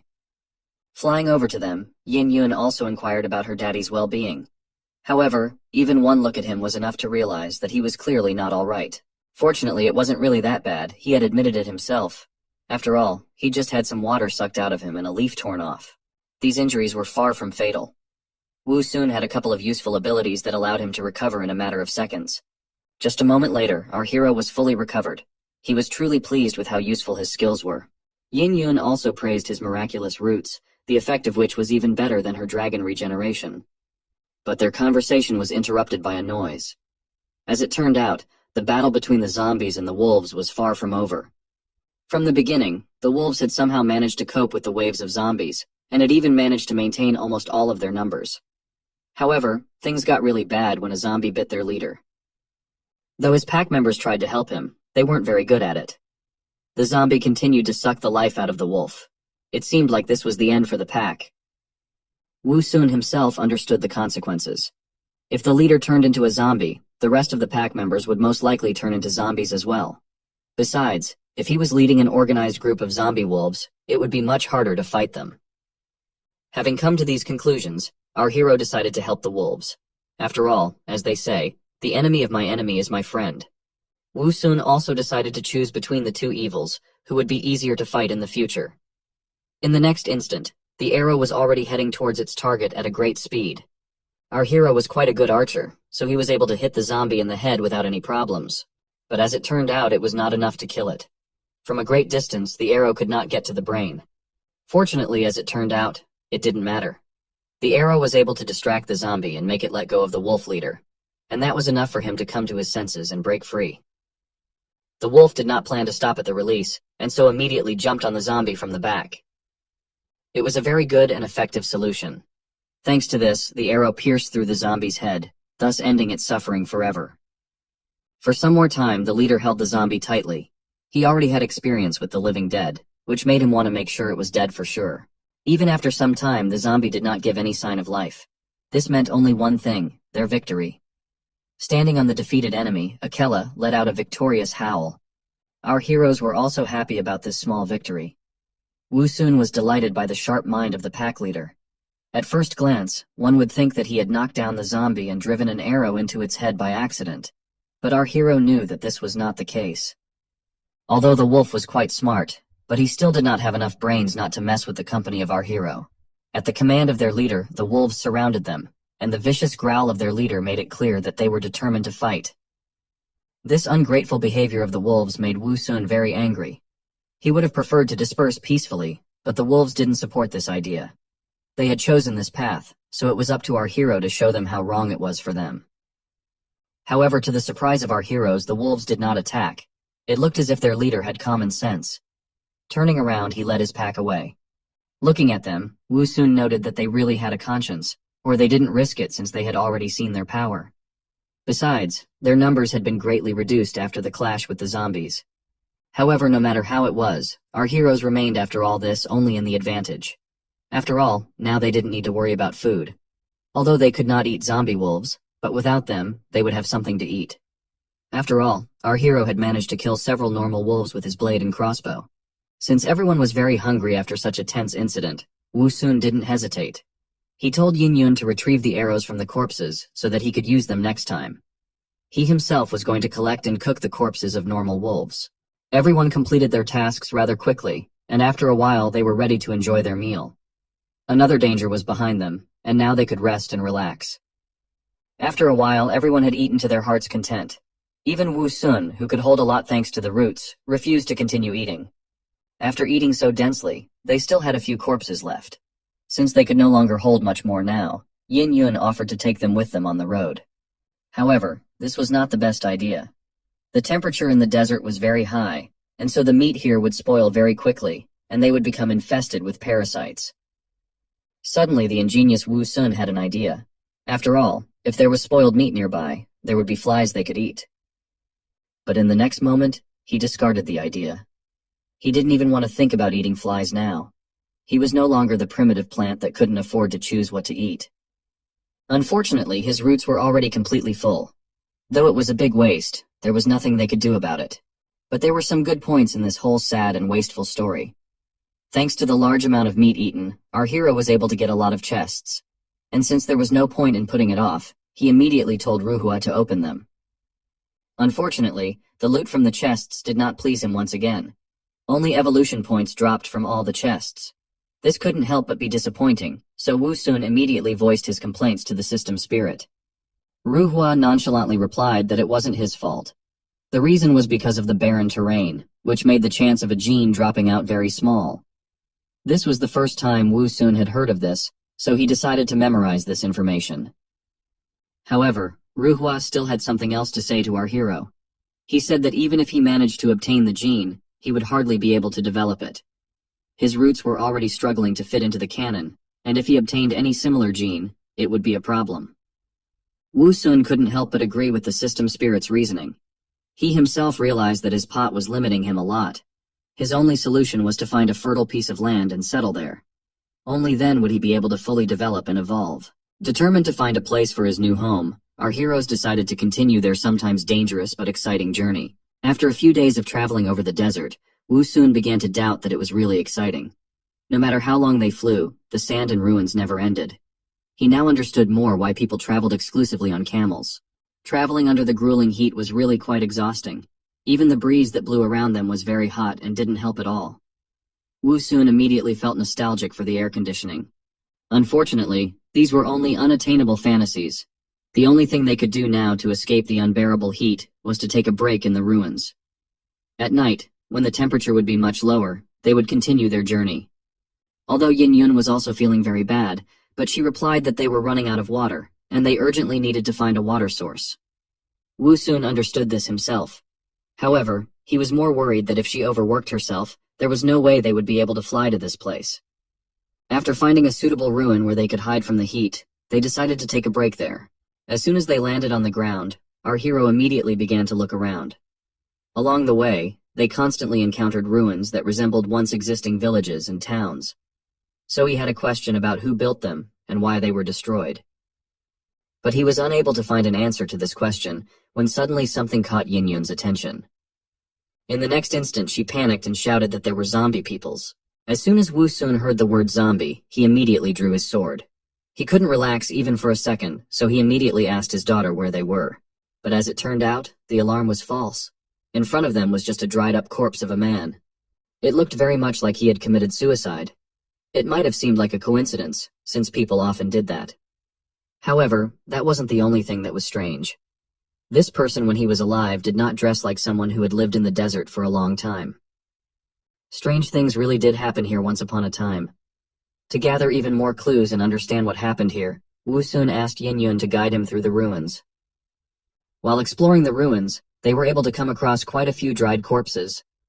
The strangest thing was that there were no zombie bite marks on them, which meant that they had died in some other way. Like the first corpse, some also committed suicide. Now our hero could say with certainty that this was no coincidence, and his first thought was that maybe they didn't want to become zombies.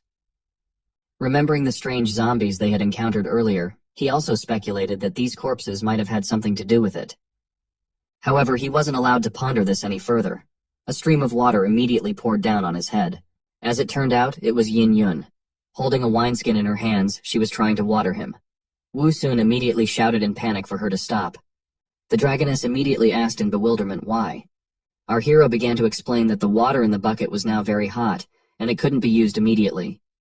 After all, even if the temperature of the water was not very hot, it was risky for him to water himself immediately after being in the sun. Besides, he didn't need the water yet, for he had a supply that he kept in his roots. Meanwhile, she really needed it. Yin-Yun was not only big, but also needed a lot of water after a long flight under the grueling sun. Yin-Yun agreed with his words, but the problem was that the supply they had left was only enough for one day. But even so, Wu Sun had a solution. Since he had gained so many evolution points, he could now easily grow grapes for them. With it, they would be able to get both nutrients and water. Although our hero said this to his daughter to reassure her, the truth was that things were really not very rosy. Even though he had quite a few points, they wouldn't last long.